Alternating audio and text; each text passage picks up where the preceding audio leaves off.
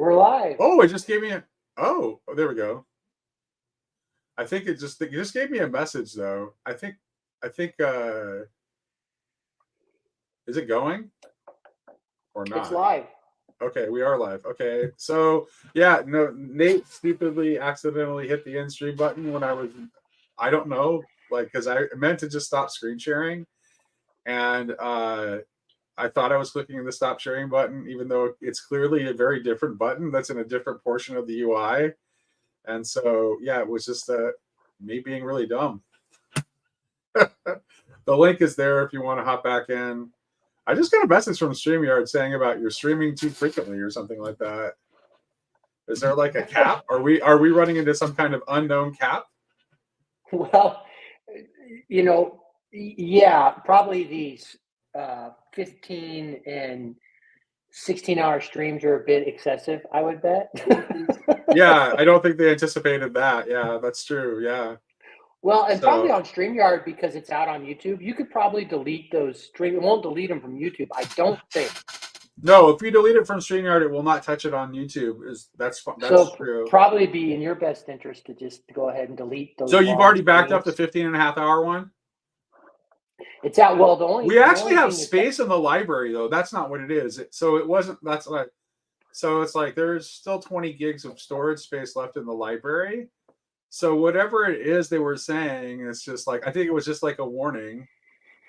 The Young God is who is the Young God? He's great. He comes in and he posts. This was his exact term. I'm not saying it. He says he likes to shit post in the comments. And he thought someone had banned him earlier. Now, Luke hadn't banned him, and I just showed up, so we hadn't banned him.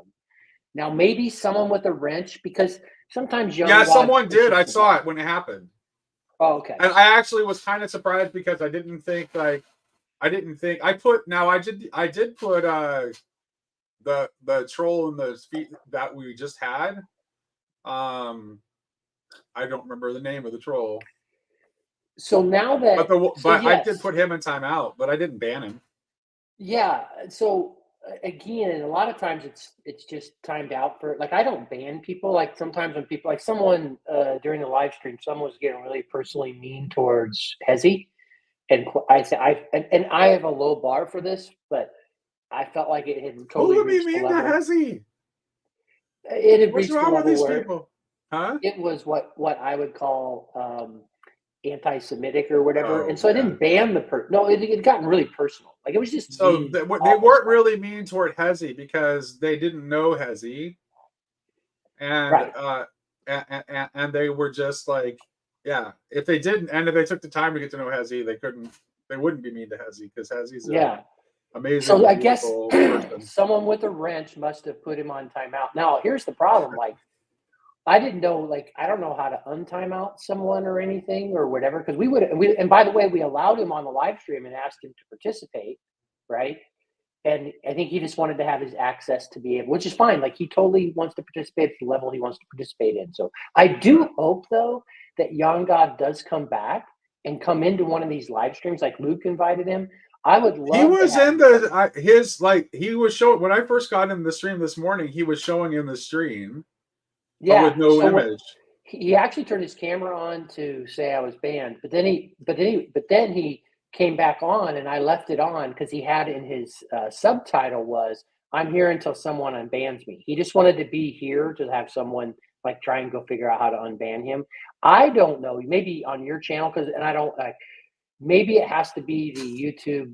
Like someone could probably unban. Yeah, let me go into. Yeah, that's probably done through YouTube Studio. Let me go in right now and see if I can poke around and figure it out. But get some people in here to talk. Usually, in the meantime, Nate accidentally hit end stream instead of Xing out. Yeah. The out of his web browser, which shouldn't be possible to do. You have to be a complete idiot to do what I did. Yeah, Sherry, he wasn't banned, Sherry. Someone muted him for a bit, and again, occasionally we have to do that. But by and large, like when we were doing those 20 plus 7 hours of live streams on back-to-back days, there were lots of people who were showing up, posting objectionable stuff, and you just kind of ignored it.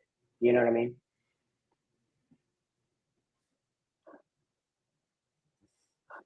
All right. Young God, since here's the other thing I think. If you've been put on timeout, I think it's from that version. So if Young God were to come back now, I bet he could post. Young God, if you're listening, come back in and see if you can post now. We'll definitely try and get you back on posting. Yeah, I never really thought he said anything that was that bad. We're coming back. We're getting back up to 16 viewers. People have. Okay. No, Sherry, I'm not. Easy ways to unblock YouTube users.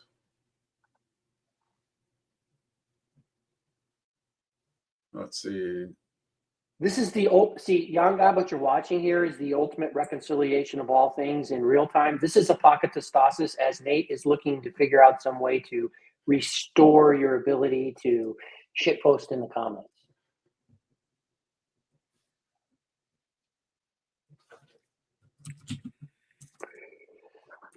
Thanks, Slack. The new stream is crap. The OG stream was 1,000 times better. It's true. It's like we're just like doing housekeeping right now and talking about what an idiot I was for ending it. So McMo, you came on. What brought you to jump into the stream here? Oh, you're muted.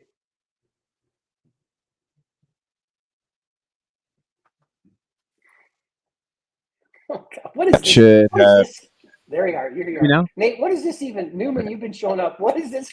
What does this comment even mean? Since Nate celebrates genocide and imperialism, it doesn't surprise me to be banned. Like, what?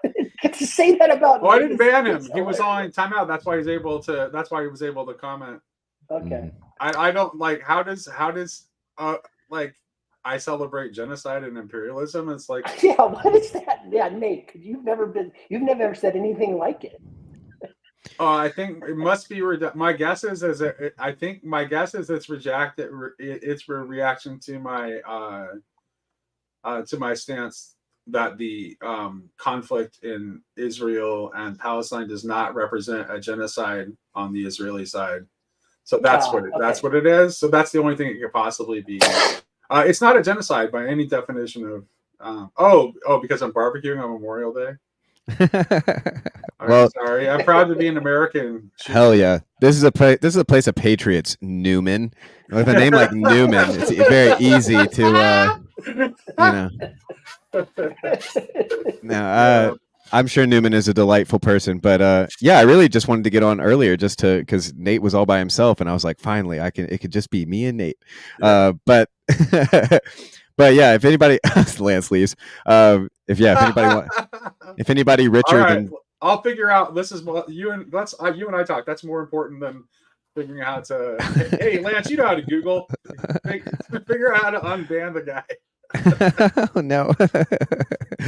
Yeah, there's been a lot of bannings today, apparently. No, there was just a timeout actually, because you can see Newman's back calling me an imperialist promoter of genocide.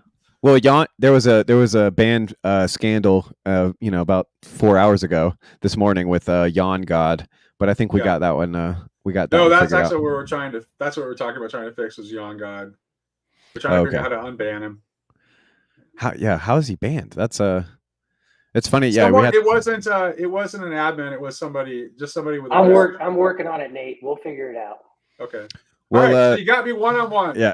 Well, I've got no particular, I don't have really any particular, there's nothing kind of sticking in my crawl. There's no pebble in my shoe that I feel like I need you to solve or anything like that. But what I really, I guess, want to talk to you about a little bit is, or at least the thing that came to mind that was like, okay, I'm going to get on and talk to him about this, was like the idea. So I'm not like that familiar with Grail, the, Parsifal or the Knights Templar or anything like that.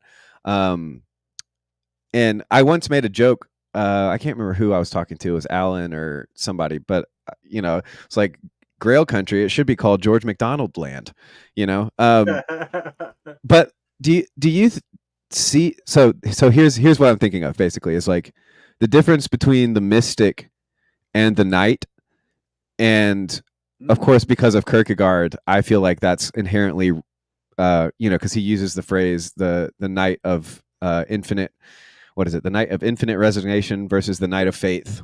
Yep.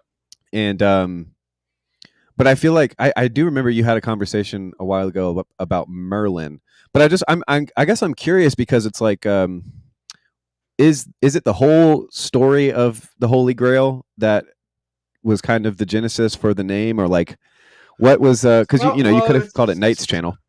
Right. No. Yeah. Well, first of all, it's the theme of questing itself is part of it, and then like what the Grail is, right? And so, and where like this, like where the Grail intersects with other similar types of stories and other mythologies, and well, here we go. Yes, I actually agree with Newman here. That's one. Yeah, we're on the same page, Newman. The Holy Grail equals Mary's womb. But it's more than that too, though, because it's it represents the presence of the uncreated within the created. Because there's a part of you that is that breath of God that was breathed into Adam, and that's what we're questing for, is to discover that spirit of God that is in all creatures, really, and that's what the quest is about.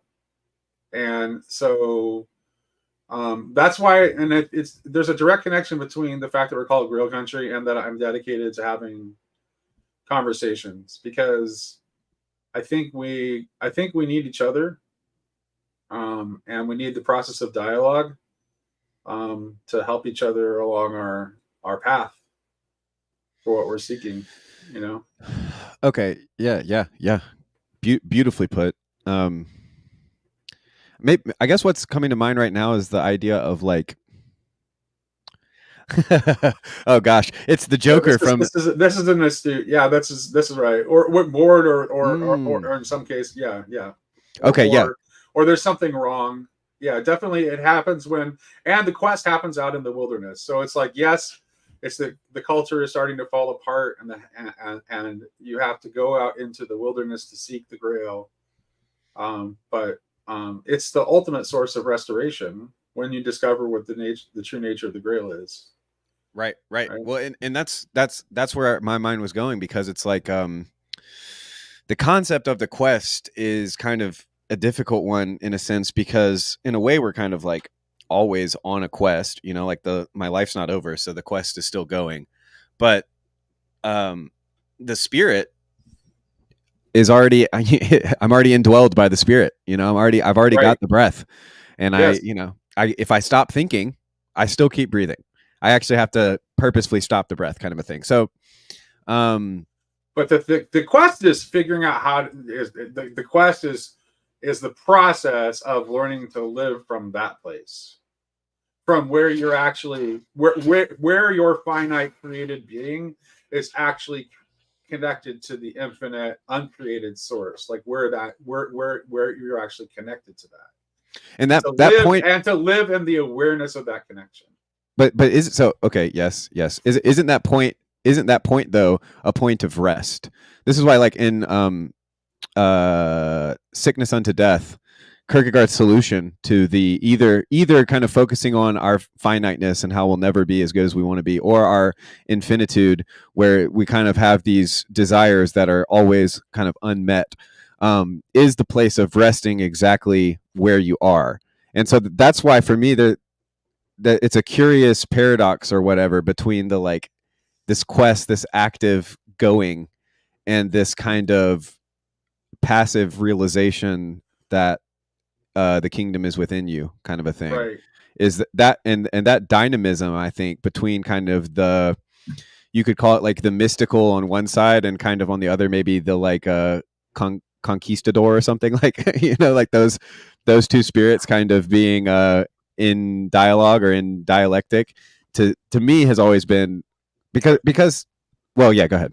No, that's good. That's good. I think you're right, and like the tension between those things is right, and it's like, and there's a way in which, like, I think I've said this before, like during our series on ML Bach's Apocalypse of John, I said that I think that a right vision of the eschaton is actually both a combination of like the further up and further in model of epistasis, and as well as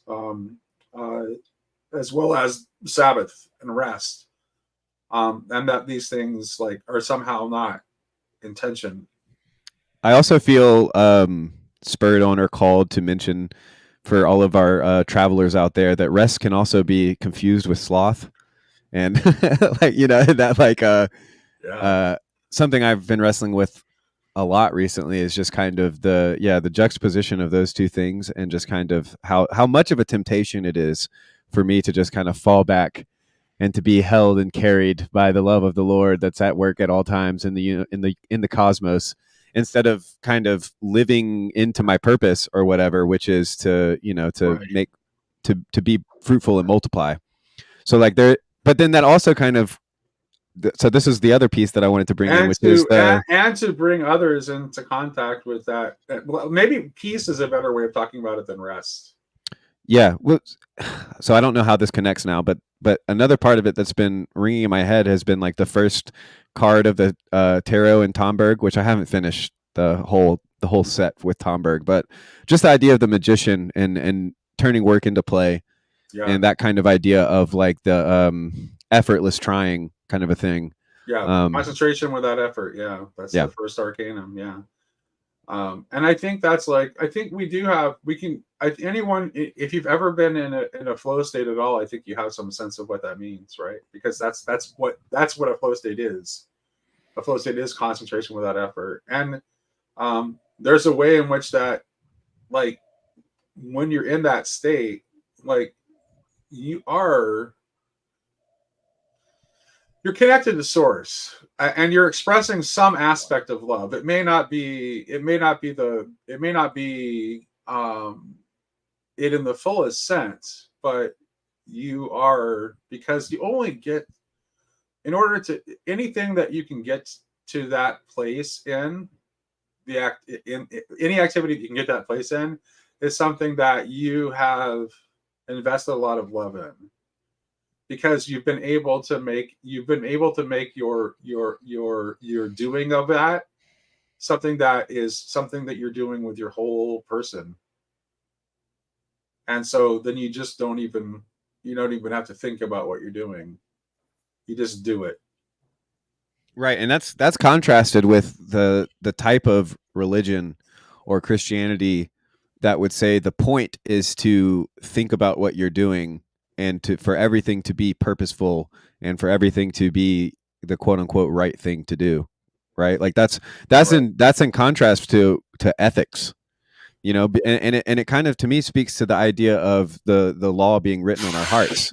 Yes. Like, and that the law kind of flows from us instead of being that the law is this thing that comes from a heart that's properly attuned to the divine, instead of the law being this cage that confines the excess of sinfulness or whatever. Well, this is Patriotism. That's why he'll say that Christianity is not a moral code, right? And this is kind of like, Steiner has that. This is something Steiner has, right, in his philosophy of freedom. It's like, if you're enslaved to your passions, you're unfree. But if you're also just following a code, you're also unfree. Like, freedom is actually a very personal response to particular circumstances. And I think, like, I always point to Ivan Illich's reading of the parable of the Good Samaritan as an illustration of this, because the Good Samaritan he's not acting in accordance with the code. In fact, he's violating the code of his time and place in what he does, and he's not acting out of his desires or passions. He's motivated by something higher and beyond that. And that, like that, when you act into that, that's when you're free.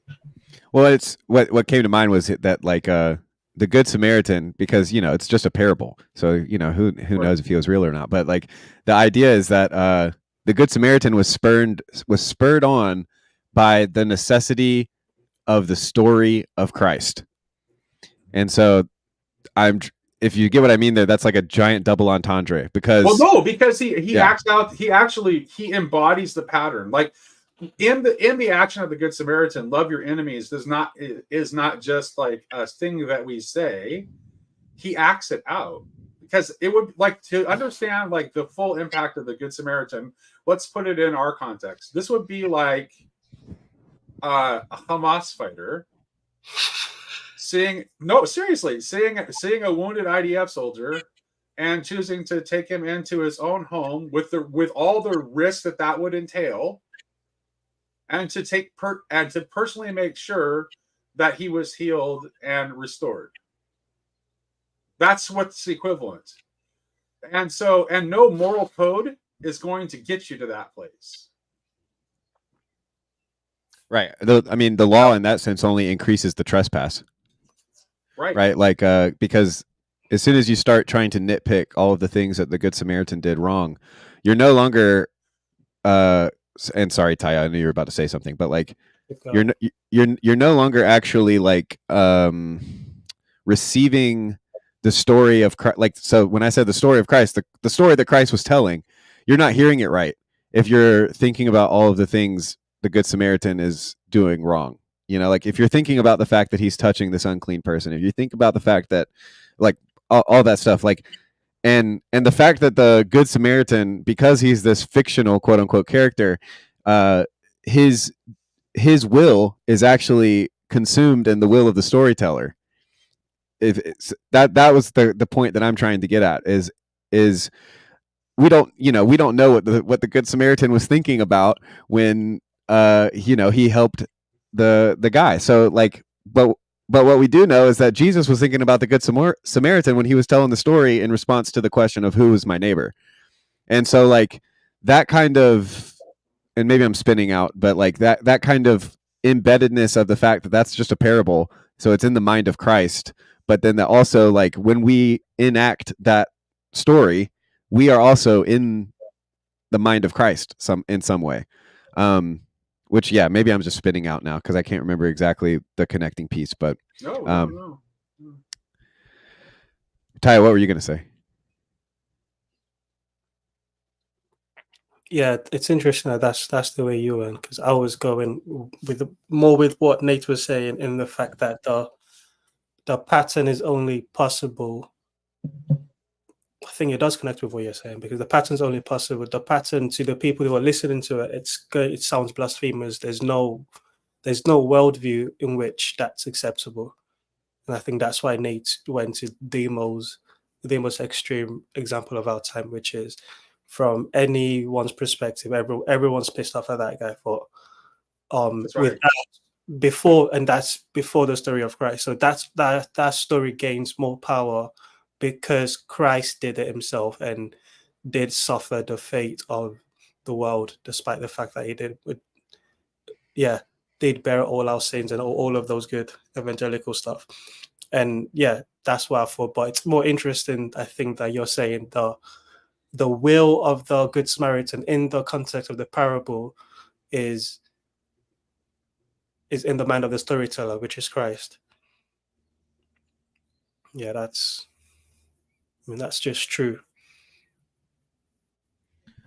Well, and it makes me wonder, like, when we try to when we take the parables as like when we hear the parables and we treat them as codes to follow, like, moral codes to follow, I think that piece often gets missed, like that. Because it's connected to the non-trying and the non-doing of the magician, right? It's like the the empty mind of the faithful sheep is not concerned with whether or not what he's doing is kosher, right? It's more so about this very present moment what it like, see the need, respond to the need. It's a personal response. Like that's the key, and like that's why we can't reduce Christianity to a code, is that it's entirely about the personal response. And not to like hashtag Luke Thompson was right, but he really is right about that. It really is about your personal response. And the thing is, it's like, and which is why it can't be contained in a code.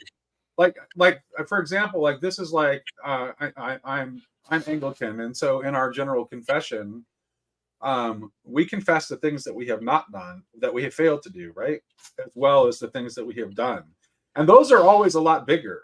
They're like all these personal goods that we could have manifested if we had been open to that voice, that the Good Samaritan, whether he was a real person or not, that he was open to and heard and responded to. And so that's the key. It's like we have to try to live in a place where we are able to see that opportunity to act out in that deeply personal way when it happens. And this is why we also don't want to just discard good moral codes, because good moral codes can habituate you so that you are more open to that response when the opportunity presents itself. So I just wanted to clarify in case people think I'm saying like, moral codes suck, we don't need moral codes. That's not what I'm saying. Yeah, antinomian. Yeah. Yeah. Oh gosh, did I lose the thought I had? I think I may have. The antinomian just wiped my brain completely. But it had to do. Oh gosh, sorry. Yeah, I'm gonna try to think what I was gonna say real quick.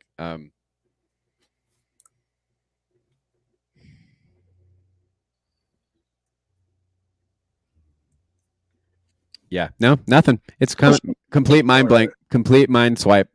Brain. All right. Yeah. It'll come back to you at some point. Hey, Nate. So Young God's now showed up over in Discord in a voice server, saying he's been banned again. Here, I'm gonna go to your YouTube and then click on your PFP. On my what? Your to open up your channel. Okay, yeah. Sometimes you can click on your PFP and you can get there. Okay, I'm on my channel. Then go to settings. Down kind of at the bottom. What's got it back? Okay, settings, got it. I'm gonna write it down. Is there a community? I don't see. Oh, maybe under advanced settings. Maybe. I don't see the advanced settings. Let's see. Notifications, playback performance, privacy, connected apps, billing and payments, advanced settings. And I don't see community under the settings. So on the article I'm looking at here, it just said on community, because somewhere in there could potentially be permanently banned users. Like I'll see if he can come back in and try and post. Now, a lot of times it just times you out for chat. Let me check on that. Okay, I'm going to go to the community tab on my share screen. Share screen, or it ain't real. All right, I'll share screen. I'm just kidding. Okay. This is a Pocket Testosis in action. We are sitting here trying to reconcile all things live on YouTube. I don't see. Who else Nate tries to reconcile that? McMo, you go what you're gonna say. Do you have a screenshot from what you were looking at that actually shows where it was? Well, it was kind of suspect. It was on WikiHow or whatever, so but it looked like good enough. Lance was an Ask Jeeves. But somewhere it would be on your channel, right? There would be a list where you could unban users or whatever. So generally it's in settings. So somewhere in that settings, there's an option where you can find whether it be banned users or whatever, where you can find whoever those people would be. But again, I don't think that someone with a wrench, Nate, can permanently ban someone from your. I saw it happen. Well, but you can ban them.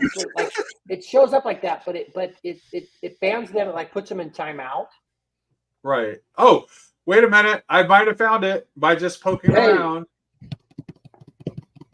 Channel guidelines. I found the community within settings. It was buried a couple menus deep, but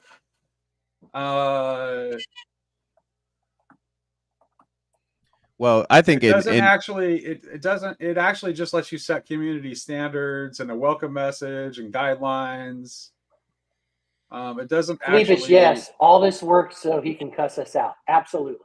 100%. Well, that's what I was going to say is that like this would not be living in 2024 if a couple of millennials had to listen to a couple of Gen Xers describe how to do computer things to one another across a Zoom screen. But and so you know what's so 2024 is the so-called Gen Z or millennials can't come up and say, "Oh, this is exactly where you go." So you guys don't even know. Well, that's what I was going to say is the at least in this little corner, the millennials response tends to just assume that it's demons and just to be like, "Be gone, demons," and the technical difficulties will go away. I just told John on Discord to come over here and try and see if he can post. Gen X nerds are actually probably more into technology than the millennials. Yeah. Yeah. Yeah. I mean, absolutely. Oh, it's Luke. I'm gonna wait until oh, there we go. Here we go. Oh, we both did it at the same time. I didn't touch it. Did he? Where'd he go? I tried to add him. He must have jumped back off again. Okay. Let me go. Just a second here. He's starting to come back on. Come on, Luke. Get your ass in here. Well, I did remember what I was going to say, which is the connection to the Good Samaritan, and when we try to put ourselves in that in his shoes or whatever, and there's always, whether it be external or internal, there's always this voice that's guised as the voice of wisdom that says, "Don't give him everything." You know, and I know that even the Good Samaritan didn't give everything to the guy who was beaten up on the side of the road, right. But like I'm haunted and I'm terrified by that voice in my head every time I pull up to a light and there's someone who's begging, and I know the lines, like they're probably going to use it on drugs. I have friends who have been homeless and they lied on, they deliberately lied to say whatever they could say to get more money that day. And I know that we all know that every human is totally depraved. That's a joke. Amen, brother. Amen. but what is that? Like, why? Like, where are the Christians? Was the rich young ruler the only person in the history of the world who was meant to give up everything he owes or everything he owned and give it to the poor? Like, where are the churches who literally share all things in common or actually share all things in common? This is the part where we need Julian on the stream, right? Young God has changed his name on Discord to Hezi banned me from YouTube. So now I know Hezi didn't do it. It must have been a moderator. So Nate will poke around. I hope he comes. Yeah, I'll poke around. I'll try to get it on. I'll figure it out. I definitely will figure it out. I'm tenacious. I'll get it figured out for sure. I did it to him, and I've just been lying. Well, yeah, I'm seeing. Hey, Lance, can you do me a favor since you're still on Bridges of Meaning? Can you can you drop a link to the conference in the appropriate space on the Discord so people know about it? 100%. On BLM. Thank you. Hey, Christian. Meetings and events. It'll be my first time. I've never done an at everyone, but I'm just gonna hit that reply all and at everyone. There you go. There we go. I should probably poke my head back into BLM at some point, but I'm already not participating in all the Discords I'm on, so I don't see any point in that. Like, I don't even participate in my own Discord very often. Not that I don't love all the people who are there. I do. I just don't have time. Well, you got the doubling up of the Discord and the live stream there. Tayo and I are in the Discord meeting room, deafened out while participating on the YouTube.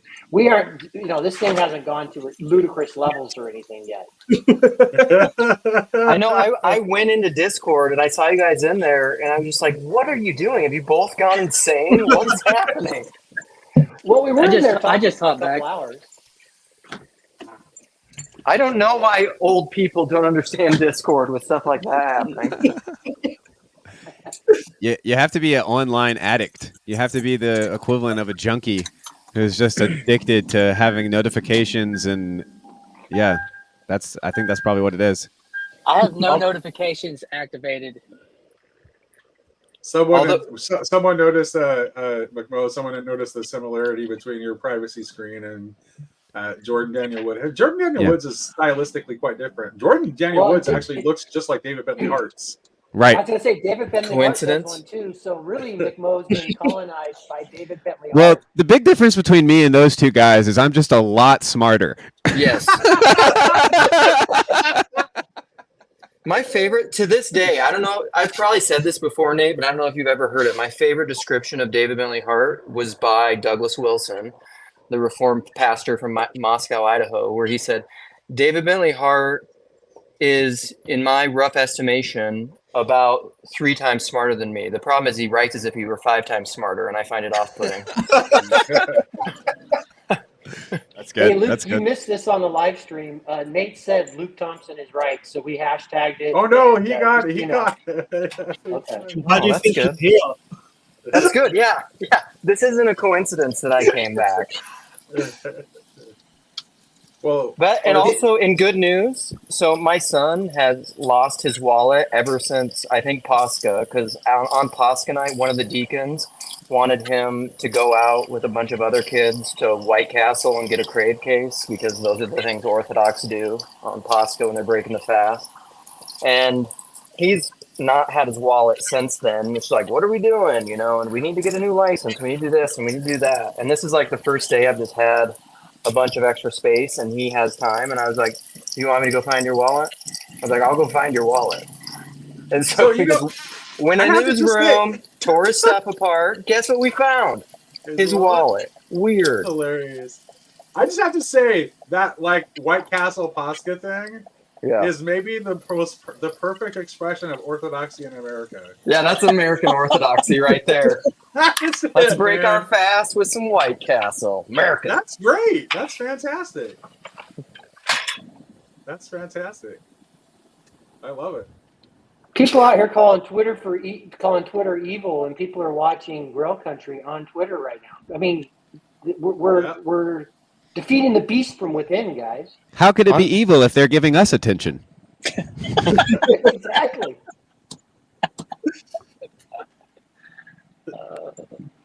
Did you guys notice that I got a new phone? Yeah, because we can see it. I have such a better video now. Do I look better or worse in higher def? Definitely worse. You look better, but you sound worse. Oh, cool. That's the goal. When did Richard Rowland do did a pig roast for... See, now we're talking, Corey. What is that? Like, Richard Rowland have to do all the things I do? What's this? But better. Oh. I think Nate would be scary on a jiu-jitsu mat. He doesn't beard better than you. That's true. If I were to make it to your estuary thing, Nate, we would totally need to wrestle. Dude, it would be great. Dude, it would be amazing if you could. I'm hoping something happens to make it possible, because that would be the best. Yeah, if anybody with more money than Jordan Hall wants to, get me and Luke in there, I'm and Tayo. Yep. We're accepting donations. Find somebody responsible who loves us to give the money to, and we'll be there. Jordan Hall is maybe rich and smart enough where he has some sort of like time machine thing too. Because my bigger issue is time. So can he just like stop time so I can have extra time? Yeah, Jordan Hall made it very clear that when he says he had fuck you money, that was past tense. Oh, what happened? Did he do a Tom Brady? He did a Tom Brady. He was like, went through a divorce for one thing. I'm sure that's part of it. And he went on a sojourn too, and he was like just blowing it all on trying to find that ideal civium. Half of fuck you money is just fuck you. Can we clean up the language on my YouTube here, please? Okay, I'm a little offended. Sorry, Lance. But that's a proper noun. Fuck you money is a proper noun. So we should be allowed to say that one, I think. Well, it's just it's fancy Vervaeke language. It imposes it Wait a minute, Kale went encapsulates live? that larger thing. It's the Wait a 5 minute, F's let's- of knowing. No, so Kale, that's interesting. I want to know what Kale is talking about. Yeah, What's let's Kale- all leave this one. No, and go over to just Kale's. screen share. Just screen share, Nate. Just screen share. I'm already on it. I'm already This on is it. psychotic. Okay, so yeah, go ahead. If you're already on it, go ahead and screen share it. I want to see what he's talking about. Oh gosh. This is ridiculous. Because actually, like that's the funny thing is like I kind of wanted to talk to Kale about this Memorial Day topic. Yeah, so I heard you over talking about that, Nate, and that is interesting because like that kind of stuff that's the kind of stuff I think and talk about. That's not typical conservative stuff. Like maybe we weren't the good guys in World War II. Like that whole. I don't even think that's like that. How is that out there of a thought? That like we're dropping atom bombs and we're maybe not the good guy. Right. Well, it's kind of like it's more and more because like Tucker Carlson kind of echoed the same sentiment, right? And so it's like somehow like there's a shift in the conservative consciousness. So, he's actually having a conversation with, or he's talking about the cosmic skeptic, huh? Well, I think we were definitely the good guys in World War II because we won. Yeah. Yeah, I mean, like I said, like my honest reaction to that is like I think Kale's got a point. But let's go with this. So today I am going to do a what are we doing?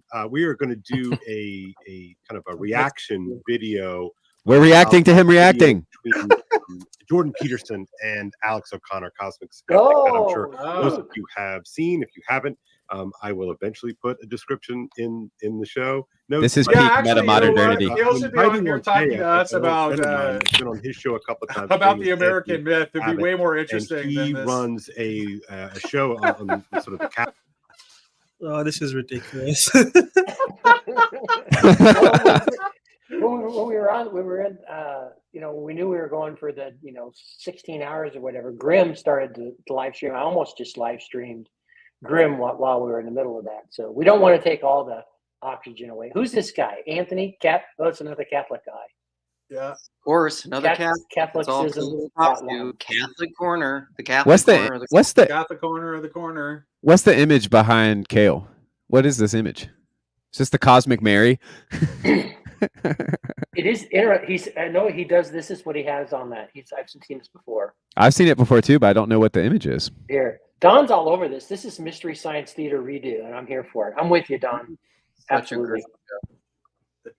Okay, you guys want me to stop the screen, or you want to listen in? That's the transit of Venus. You know what? That's actually I'll my go book. with this. I'll go. What did you I'll just go with the general consensus here. The The transit. transit of Venus. That's the image. I'm just throwing that out there. That's what it makes me think of.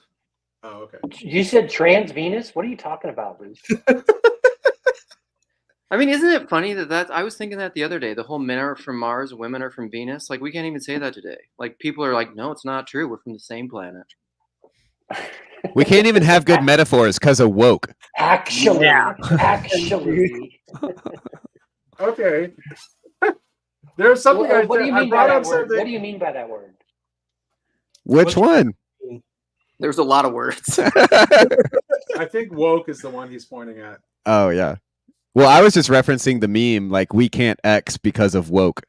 Right. Which is, was a low blow at what Luke was doing, but we can't say we're the good guys for dropping the atomic bomb because of woke. Is that exactly? Exactly. That's because of woke. Conservatives are saying it now too. So is it really because of woke? And is it because of woke? Even though conservatives are the people now saying this.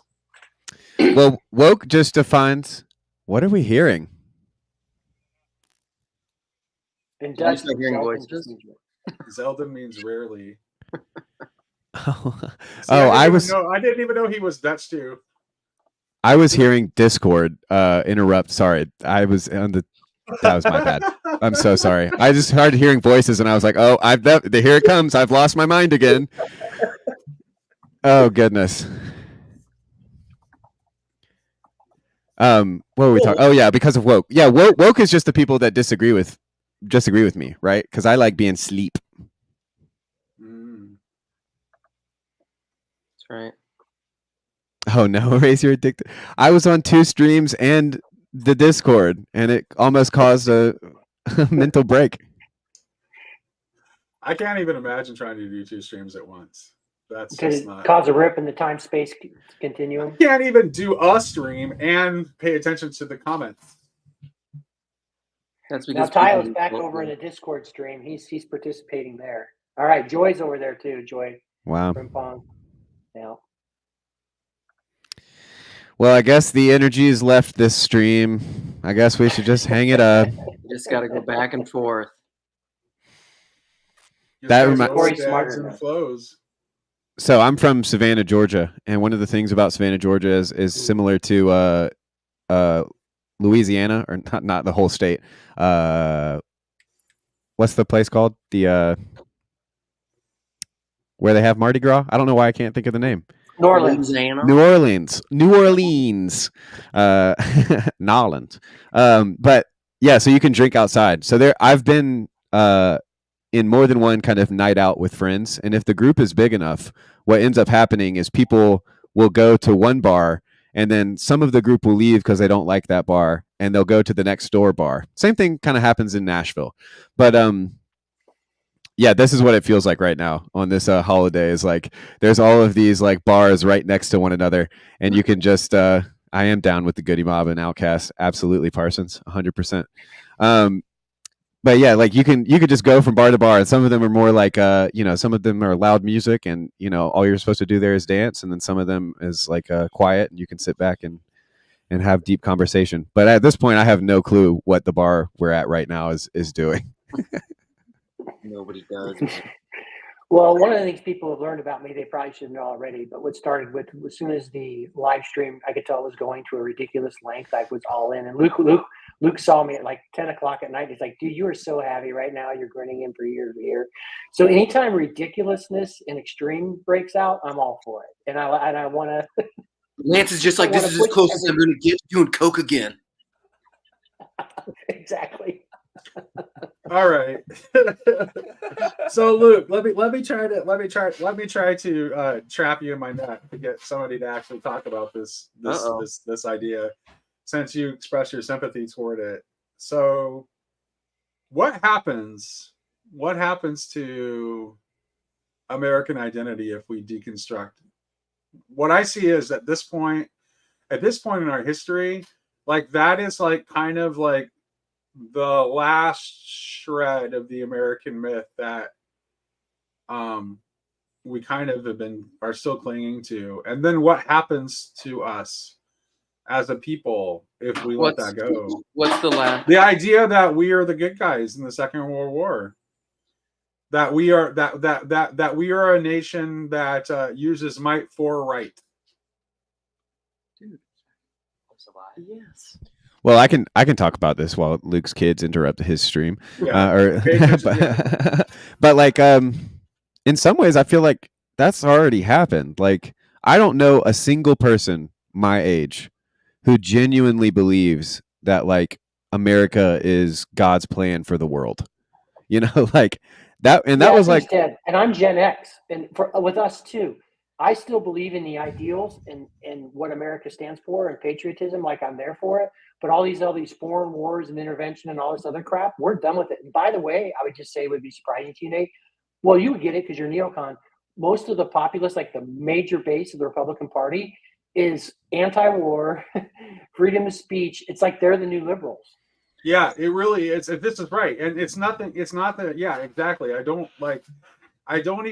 barely recognize it as being anything like conservatism for most of my adult life. It's very different.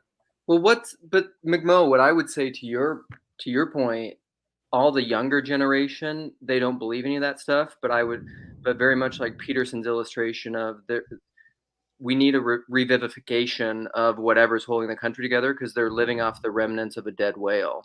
Like they're right. living off of the remnants of national identity and patriotism of previous generations, because they're really just like a bunch of large. I mean, largely, and maybe this is changing with certain generations, like entitled people, globalists who just like want to consume a bunch of stuff and not work, and like that ain't gonna hold a country together. And but I mean, that's kind of like to the point of like what does patriotism even mean? Because if you're talking about the like Chesterton type of patriotism, where it's like you love your country because you love God and God put you in your country, that's one thing. But like what I see more so is like what you're talking about. These are just consumers whose preferred tribalism is red, white, and blue. You know, and sure.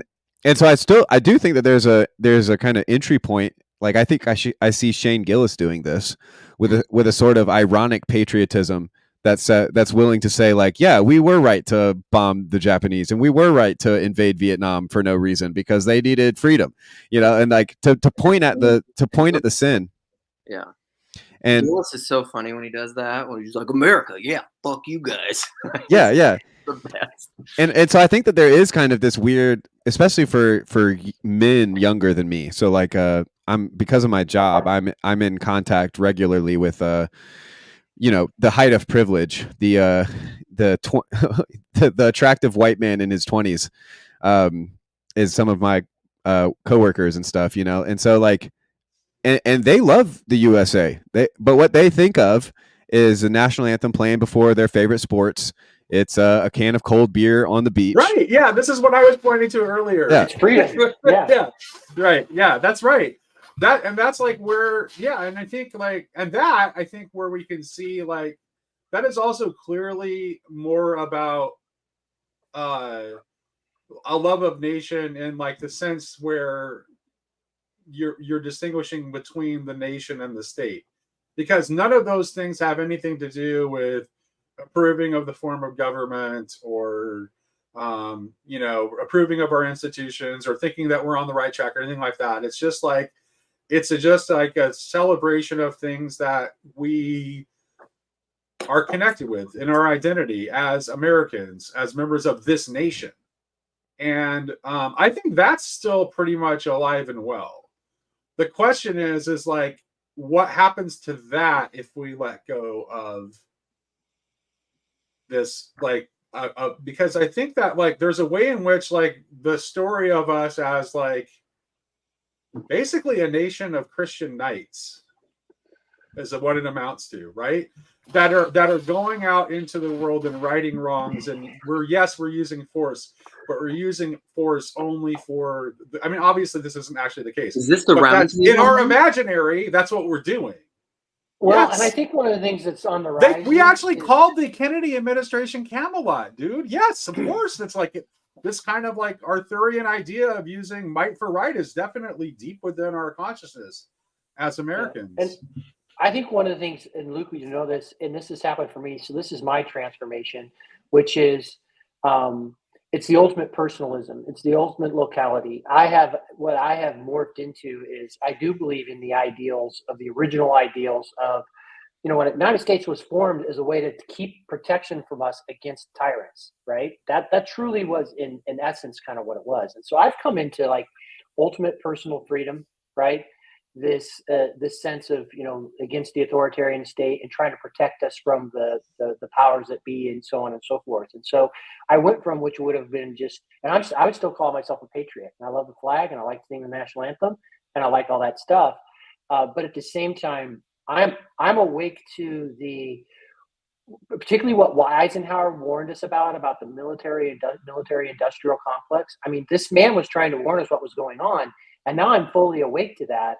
And so I'm opposed to all of those sorts of movements and all of its forms, CIA, FBI, these interventionist military actions and so on and so forth. And I've just come back to, you know, the personal freedom of people in the United States. And so I do see, I have enough faith. And here's the other thing. I just have enough faith in truly the people of caring and helping and wanting to be there. I think there are certainly people who are caught in the spell right now, and quite frankly would imprison their fellows and so on and so forth.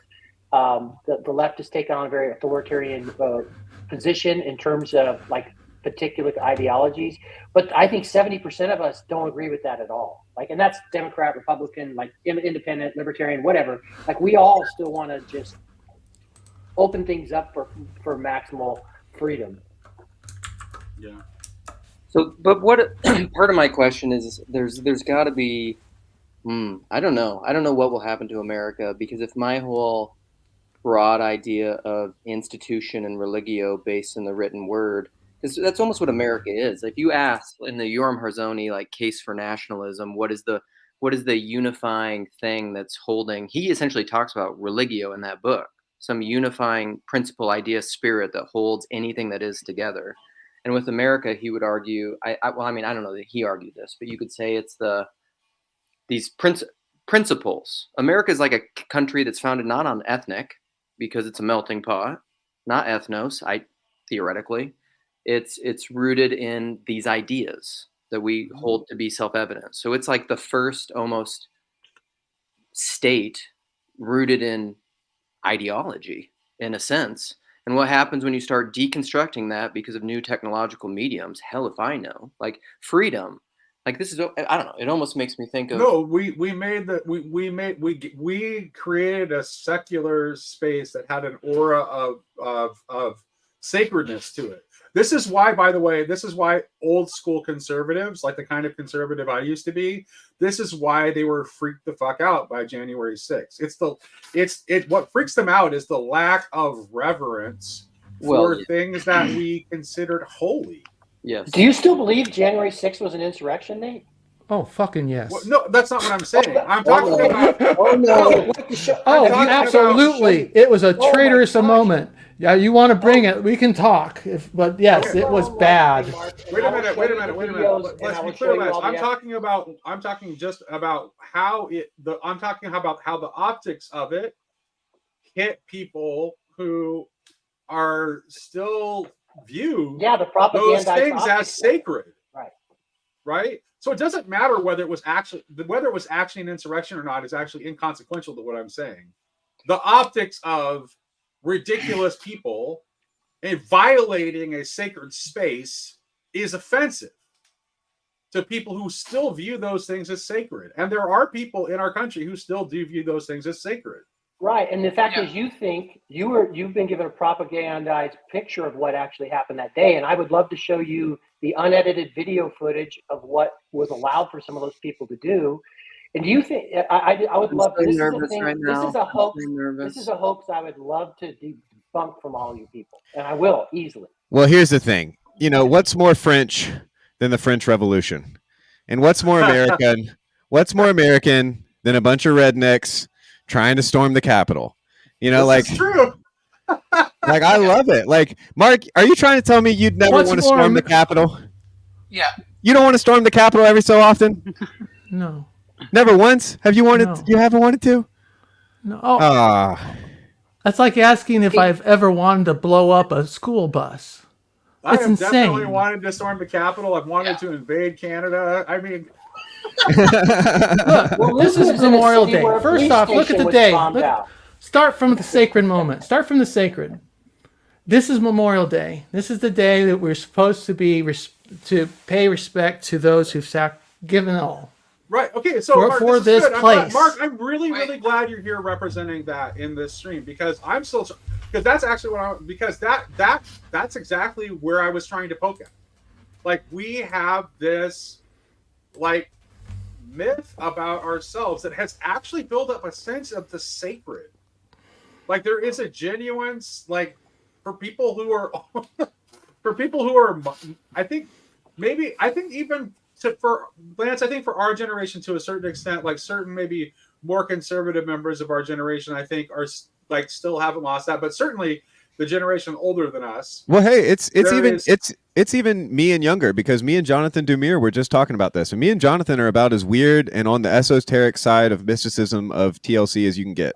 And we both said that we've cried to the national anthem. Sometimes the Osei Can You See hits just right. There you go. And I think that's what you're getting at. And I'm sorry if I was a little silly to your to the seriousness that you were bringing, Mark.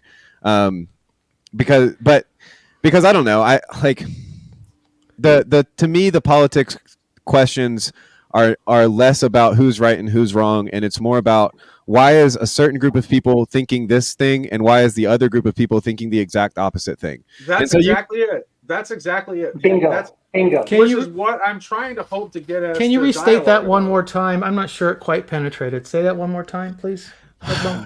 Yeah. Well, just take January 6th, for instance. It's like as soon as that idea gets brought into the conversation, it's like Mark says it's 100%, or I was about to say a resurrection. Good Lord. What's it called? Insurrection. Yeah, an insurrection. Mm-hmm. And then Lance says, no, 100%, this is not. And so we have the stereotype of the NPR listener versus the truther. And so to me, what's more interesting about the conversation is not that the specifics of that. It's like, are we really going to get to the bottom of whether or not January 6th happened? Maybe. But to me, it's like, why do we have a country where there's this whole group of people? I guess I'm just pointing to the bifurcation and the separating. Change. Just mental exercise. Just a mental exercise. Change the color.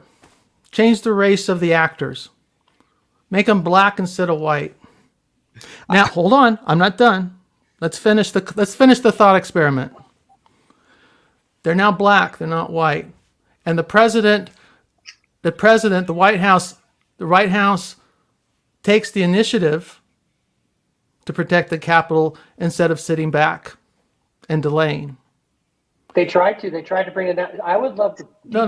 Hold on. We know enough of what happened, and we know that it was not a timely response. Okay, we know this. Because change the actors from white to black, and that motherfucker perimeter would have been napalmed and strafed. You would have had paratroopers landing. Do you understand? How much connection to the military? Has anybody here served in the military or enlisted?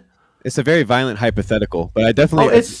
I agree with you, Mark. But also it's like, if I change the color of the January 6th protesters, I like it even more. Look at what happened. Look at what happened in Oklahoma. The long suppressed suppression that happened in so-called Black Wall Street in Oklahoma, and the United States. January 6th was allowed to occur because the government was divided, and we had a moment where it was unclear whether the president. Well, I'll leave it at that. The executive branch did not defend the Capitol as he was sworn to do. Mark, why do you think God allowed January 6th? That's a different question. Now I got to put on my Hezi hat. All right, that's a different game. But in terms of just raw politics, it's. I think you have to understand that, it's like having the Roman Empire and a decadent emperor in charge. Hopefully it was a hiccup. But I'll stop. I want you to at least consider how differently the whole game would have played out were the actors different. And I agree, and I'll pull out because I'll do this. I think TLC, one of the reasons why I want to have these conversations, because I think this can go both ways, Mark, okay? It can go both ways. Right now, we have people believing highly propagandized positions on really important things. And I would love us to be able to come together through some understanding, because there are things where I can show literal results of actual investigations.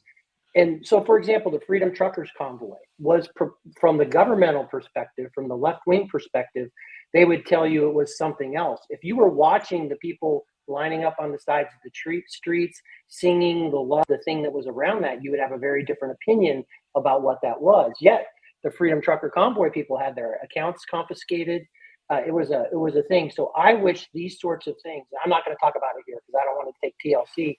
But Mark, I would love to sit down where we could have a conversation and actually show like real evidence and show what things were really going on, so we can have a more shared idea of what the reality was, and not the propagandized. There's not. That's we know we have hundreds, if not thousands, of hours of testimony under our belt at this point. All you have to do is go to it if you have the patience. So the Democrats to dig through brought it. people together and do testimony. Have you seen? I'm just going to say there are. It's sworn under oath, Lance. It's sworn under oath. It's like saying this like saying OJ was really innocent. Because Would you watch video evidence? Careful. Would you watch video evidence?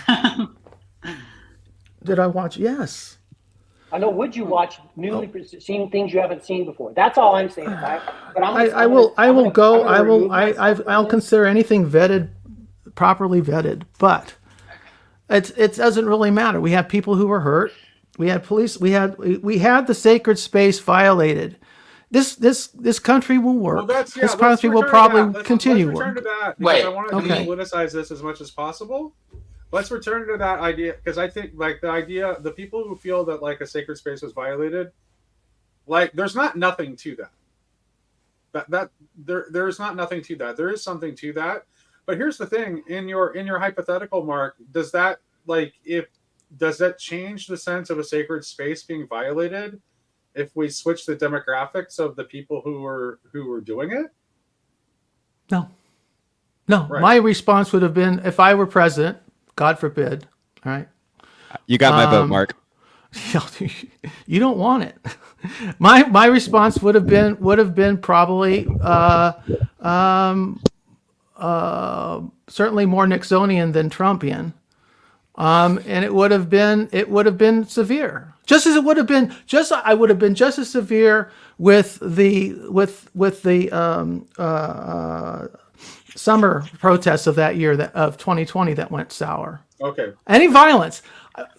Look, I'm a democratic socialist, all right? I would love, it's not going to happen in my lifetime, but I would love to have a kind of Scandinavian democratic socialist, welfare state capitalist, kind of quasi-capitalist, kind of quasi-socialist, but where people are well taken care of in the United States, better than Canada maybe, but but that's what I want. I mean, I know how Canadians hate their. Let me just say, it would be just like Canada, my friend. It could be, but see, I don't mind. See, I don't mind living in Denmark. If I had to live in Denmark, I would. If we made California a kind of large Denmark, I'd be okay with it. But so the thing about the Scandinavian, but you can't. But let me just finish the circle, complete the circle. My point isn't to promote democratic socialism. I'm giving up on that. I'm here to promote Jesus, and I don't care what government I have to live under. I'm going to keep promoting Jesus. But you cannot possibly have a relatively well-run state that serves the people and their needs without it functioning properly. And it has to work effectively. It means the laws have to be enforced. It means you don't get to riot just because you don't like the way things are going, or the outcome of an election, or the outcome of a jury trial. Or even when the police behave inappropriately or violently, idiosyncratically. All right, you have to give yourself to the larger cause and the system and values of the people and the country. Okay, wait now. All right. I'm not trying to say that this is what you're saying, but you could take your speech that you just gave about that, and you could put it onto a German. You could imagine a German person saying that to somebody in the midst of the rise of Hitler in Nazi Germany. Because that's how they got there. Like, this thing didn't happen overnight. People had to swear allegiance to their government, and they had to bow the knee to whatever the government was doing. And so what's going through my mind when I listen to this, Jesus said, render unto Caesar that which is Caesar's, render unto God that which is God's. That's not straightforward, because there's two opposing forces there, and you're going to have to choose one of them. And it's always going to be a compromise. Right. Well, that's the question, right? But the thing is that the truth is that nothing belongs to Caesar, Sherry. That's what I was going to say. What is, yeah, what is Caesar's? Nothing. Well, the coin, I think we live in the here. Which isn't real. Yeah, okay, but you're going to end up saying that from behind bars. I have friends who refuse to pay taxes for that reason. Okay, yeah. and so like. Well, this is what gets me. This is what I wanted to talk about earlier too, Nate, with the Good Samaritan, which is that like, there's a sense in which if I were to let a certain part of my brain take the reins, I would stop paying taxes. I would give all of my money to someone worse off than me who couldn't, fend for themselves or whatever. And I would my wife would leave me. I would end up in prison, and then I'd really be dependent on the Lord, then I'd really be, we couldn't do right, anything we're doing. We couldn't do anything we're doing without the state. All right. The Hobbesian state is making this exchange possible, just as the Roman Empire and the massive road network they built for their armies and conquest and suppression and to crucify lots of innocent people enabled the spread of the gospel. Which is accept why it. you have to be wise as serpents. And oh boy! So this is where I'm at a. This is my but it's also. sorry. It's also God. Remember Sherry and Jess. Like God is proud of the Leviathan. God loves the Leviathan. He's like, look at this thing. It's fucking sick. And so like when Hobbes wants to use that metaphor for the state and it's scary, like I get it, but it's also, we're always held, we're always kept, like we have to submit to authorities because that's God has placed them over us kind of a thing. Daniel 4. I just read it on one of Chad's live streams. Daniel 4. God makes them, God breaks them. He owns them. He put Nebuchadnezzar up. He says it. And Nebuchadnezzar ultimately, and then he took Nebuchadnezzar and sent him out to go eat grass in the field for 7 seasons. Brings them back. Nebuchadnezzar goes, okay, you're God. But still the empire persisted. The Leviathan is. We're living. We don't live in the kingdom of God only. We live in the kingdom of God and the kingdom of man, and it's this weird or whatever monstrosity we're living in. I don't know what this world is. Go ahead, I'll stop. I'm sorry. No, I shouldn't talk. I have no. I want to hear your point of view, and I just want to call attention. Aaron says this is it is a tense live stream, and I don't think that. I think this is good. I think this is a good thing. I think we're talking about things that need to be talked about, and so I definitely wouldn't agree that the state isn't that the Hobbesian state is in any way a necessary precondition to the technology that we're using right now. I think that's an inordinate concession to a historical necessity, maybe. No, because I don't think human cooperation can only exist if we have the modern state. I just mean in the sense that it has needed it up until now. Well, I recently has it? I just wanted to address go ahead. Sorry, if anybody's on the Grail Country Discord in the resource links, I posted a documentary yesterday.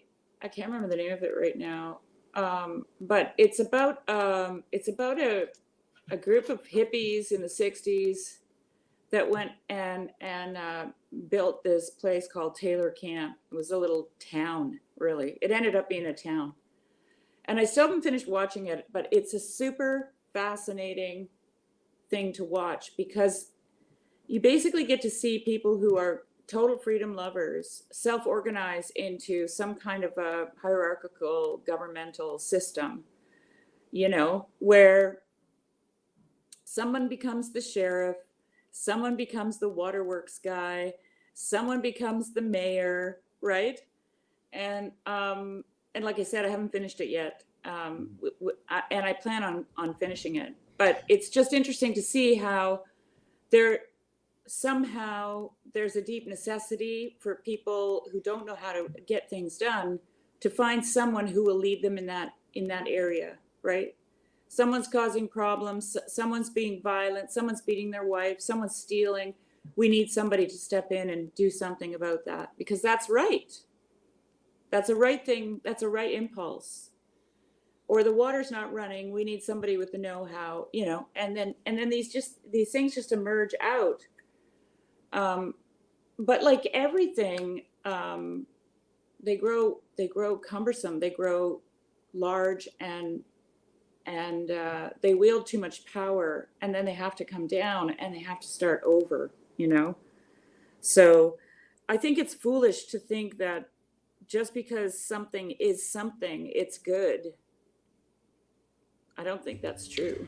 It's easier to tear down than it is to build. Whatever we've got has been built up. It's the wheat and the tares. You know, it rises up together, and but you can't just go through and say, I'm going to have. It's like eating clean. Nobody can do it. I'm not for tearing down, but if something is coming apart, it's coming apart for a reason. Well, and what I would like to. Joseph has been on the stream for a while. I'd like to hear from him. Sure. Oh boy, hello. I'm afraid my question or input has nothing to do with any of this stuff. That's okay. That's okay. So if we're fine shifting gears, this isn't even shifting gears. This is a car we're in a manual transmission going from 6 to neutral, and something's going to break here. But go for it. Are we going to talk about Orthodox building Orthodox churches? No, I just had that on just in case. You always have that ready. That post to the. So I've been reading through. Yaroslav Pelikan, Development of Doctrine, through the year 100 to present day. And I got on because I saw Luke and Nate in here, and I wanted to quickly ask them something while I had both of you guys in here, because I think you had talked about this before. I had notes from this. I don't know if I'm misquoting you guys, but here's my notes. So I had one of you guys said one time that there was this progression from like the Orthodox, small o Orthodox, was orally transmitted, and then this medieval period where it's scribal, and then there's this shift in the modern to the literal, and the meta-modern, if we're using that language, is now in the digital era. And something that I thought interesting in Yaroslav's work was in the years 100 to 600, he said theologians were primarily this occupation of theologian, which he just calls a spokesman for the church, was primarily that of the bishop. And then you have this blending and shift towards the medieval time scribal era, where it's theologians were monks. Then post printing press, post Reformation, the 1500s, establishment of universities, you have theologians as professors. And now it feels like we're in this transitionary time where we're going away from theologians as professors to X as professors. Like there's far more reach, there's far more buzz, there's far more influence on the digital realm, and this patronage of, you have all these universities in continental Europe that largely grew out of monastic communities, or Christian state-sponsored things in the Scandinavian countries, or Germany, or England, or whatever. So it feels like there's this shift away from the institutional seminary or whatnot to now this chaotic sphere where anyone with a mic, McMo can come on and talk about universalism, radical universalism, and he has far more influence than even like David Bentley Hart would have on the vast majority of Orthodox Christians in America.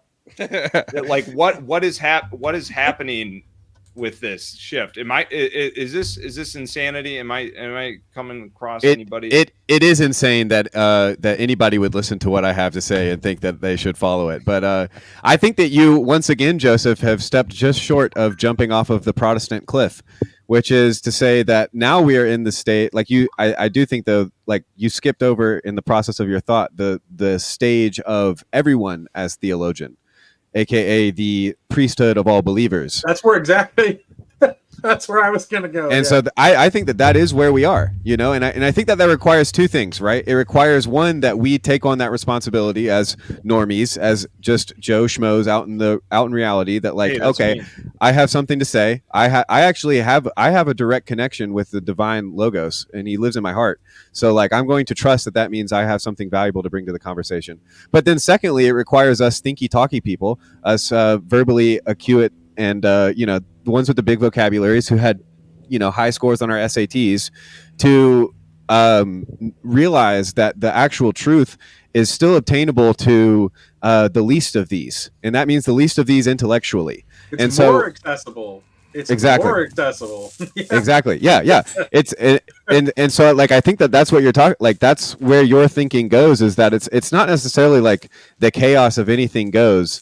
It's more like we now have to look to the least of these for the spiritual wisdom that we seek. Yeah, I do think that there is a necessity for a massive scale. I've been, talking so much about, orthodoxy in America is not really a viable scaling option right now for many people. And this was if you are Freddie and Paul enjoyers, Giga Chad, Freddie and Paul enjoyers, I left a comment on the most recent Freddie and Paul video, and I was just considering somebody like Freddie, and I write in the comments, hey, what is Freddie's commute to church? And Paul says, oh, it's 2 minutes. And I'm just sitting here and I'm thinking, okay, so what if you got the most persuasive, mentally acute, savvy, charismatic, whatever, or ortho bro guy to come here and convince Freddie, little charming, lovable Freddie, that orthodoxy is the one true church. You need to go to an Orthodox church. You can't go to this Calvinist church anymore.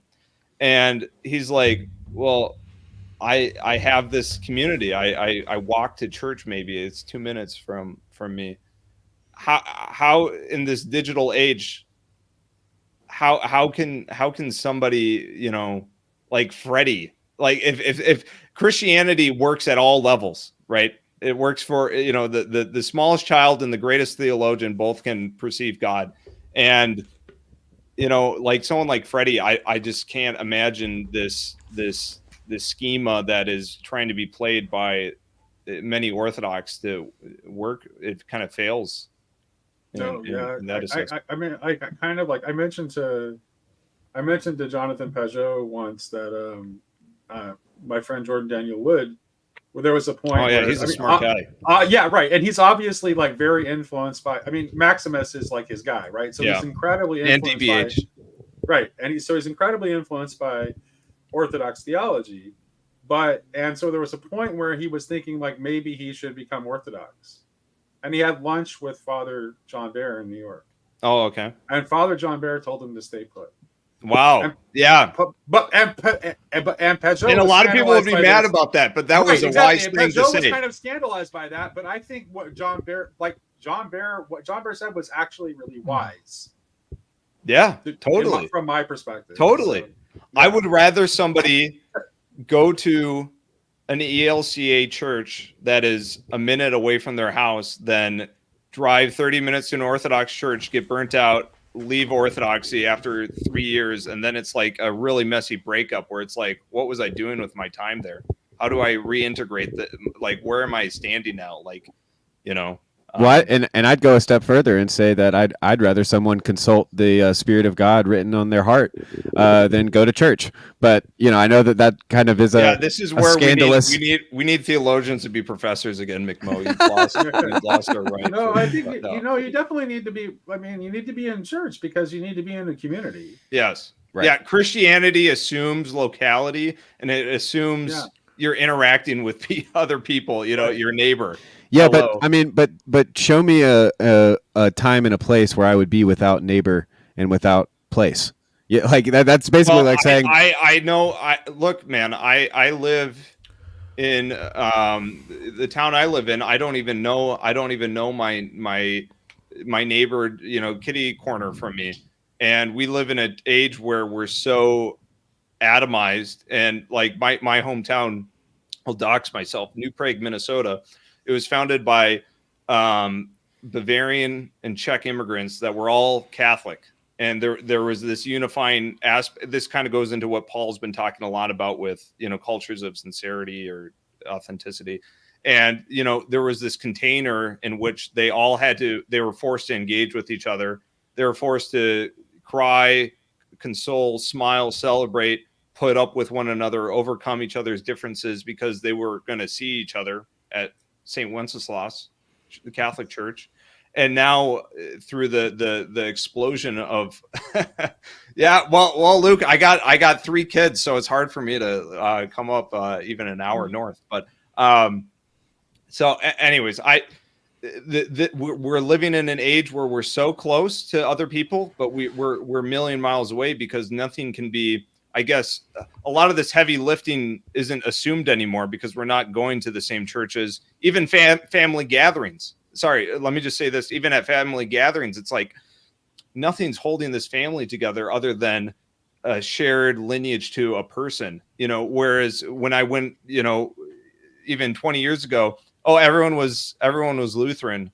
And there was this containing unit to it all. So. Well, at the same time, nothing's holding this universe together except for the love of Christ for all of it. So, I don't know, I obviously I don't want to disagree with the go to church thing because that is for particularly people who are in the meaning crisis and are looking for any rope that they can hold on to. It's yes, that is a great first spot. Sorry, go to church. You don't have kids, right?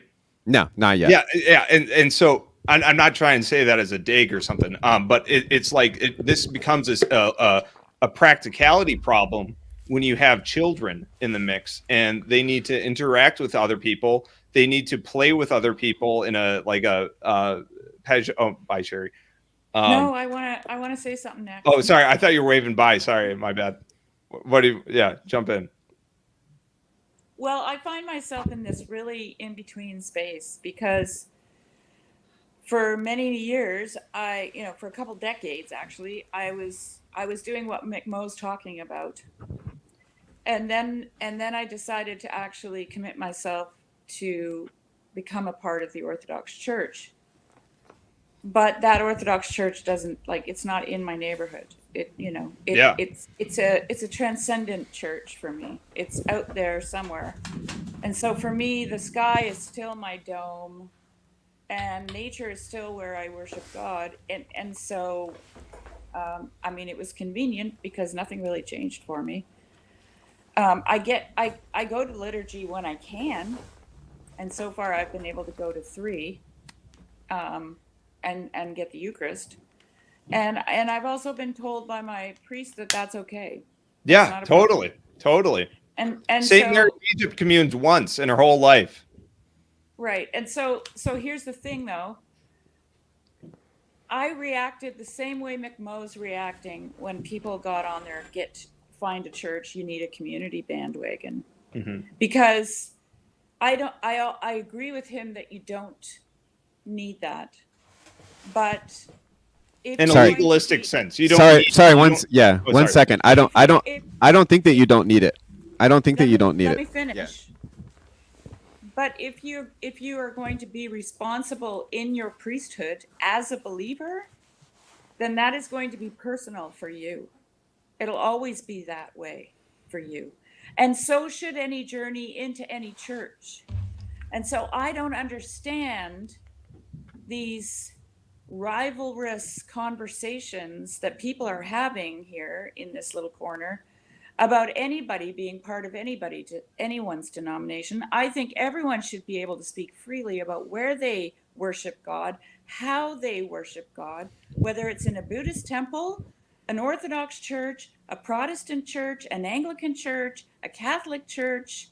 We should be rejoicing because people are looking up. And so I just want to say that I'm sick to death of the kind of conversation that's been going on here about churches, dogmatism, doctrine, and I don't want to hear about your Orthodox journey, or I don't want to hear about whatever, right? Like it's really obvious to me that if an atheist, a Muslim, a Jew, anyone who's not a Christian jumps into the chat, their journey, their life, their frame from where they're coming from, it's all embraced. But as soon as the Christians get into a conversation with each other, they want to fight about where they go to church. And that's just bullshit. Yeah. And I'm just saying my piece now. I sympathize with that. Yeah. Well, they don't go to church. Yeah. You know? Yeah. I think it's particularly difficult too, because we're in this meaning crisis time where, it's like, just rejoice that somebody's even taking a conscious effort of any kind.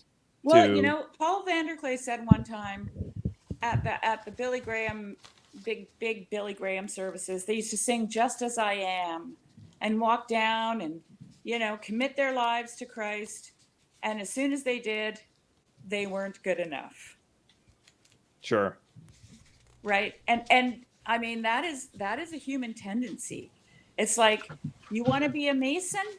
Sure, join us. But now you have to be a good Mason. And this is what I think a good Mason looks like. That's what happens. We do that to ourselves, Sherry, too. I think we don't even need the system to do it. Too. We're so programmed to be dysfunctional that we get the love of God and we automatically think we need to do something to please him. And this is the reason that I keep saying we're children of God. Stop beating yourself up, pick yourself up, dust yourself off, but just keep remembering that you're a child of the Father, right? And he's waiting for you. He wants to give you a party. So anyway, I'm done. I just had to say all that. I appreciate it. Well, and I think that too speaks to the fact that, like, we're always held, right? We're always, the community is always right there for us. And if it's not, if it's your children, it's your children. If it's your pets, it's your pets. If it's the birds in the air, it's the birds in the air. If it's the grass of the field, it's the grass of the field. And so, like, obviously that's not to say that there isn't a special thing that happens when a group of people who all love the Lord decide to come together on a Sunday and worship him, or a Saturday. But and I hope too that I don't come across as trying to convince anybody not to go to church. But yeah, like you said, Sherry, like it seems obvious to me that for this point in my life, the Sunday gathering is not necessarily what the Lord would have me do. And one of the reasons I know that that's true is because I would be in a completely god-awful mood the whole time. And I would wish all of these people would die while I was there, And so, like, I'm not ready to be around those people. And so, like, that seems obvious to me. But yeah, I just saw that Graham is in the chat. Hi, Graham. He called me the Halley's Comet of Orthodoxy in an email recently because I just come around every 70 years for the Eucharist. And I loved it. Well, here's the thing, though. So the bottom line is this, and I think you'll track with this, Sherry, is that you need communion. But communion can come in many forms. Like, you need communion and liturgy, but communion and liturgy come in many, many forms. Yeah, but you know what I want to say to that? Communion is just not with people. Okay? Right. That's precisely. That, to me, that is absolutely self-centered and I don't know, make up a word. Let's say not with human. Let's say not with humans. Let me say this, Nate. Communion is, to me, look around, because God is hidden in his creation. And that's where you're going to find him. And you can commune. Look, if we have desert fathers, then there is an aspect to this communion that nobody wants to talk about. I had the same arguments with people about homeschooling my kids like 20 years ago. Oh my God, they're not going to be socialized. I'm like, are you kidding me? Like, what are you talking about? They're communing. Anyway. No, that's actually, I was inviting you. That's precisely what I was offering an invitation to. It makes me mad. And I actually was thinking, specifically was thinking about you and your interactions with your animals on your farm. And I also think that and the trees, and the grass, and I'm glad that Graham put it the birds. in terms of human rather than people, because I think that there are people that aren't human people. Well, what I was going to say is what Sherry said made me realize that I'm no longer going to say I'm unchurched or a nun. I'm just going to say that God's homeschooling me. I love it. Okay, I love it, and I'm telling you, I mean, it might take you a little longer, right? Yeah, miss some That's social why cues. I call myself a slow learner, McMo, because it took me like 25 years, wandering around, going, oh, but it was what I needed. I needed that slow sinking in. The one thing I didn't want was to sound like somebody else. I needed to sound like me, and that's where I found it. Sorry, I keep seeing the comment, The Apprentice 007. I'm a little too loud. Sorry, I get excited, but also, you could turn your volume down, buddy.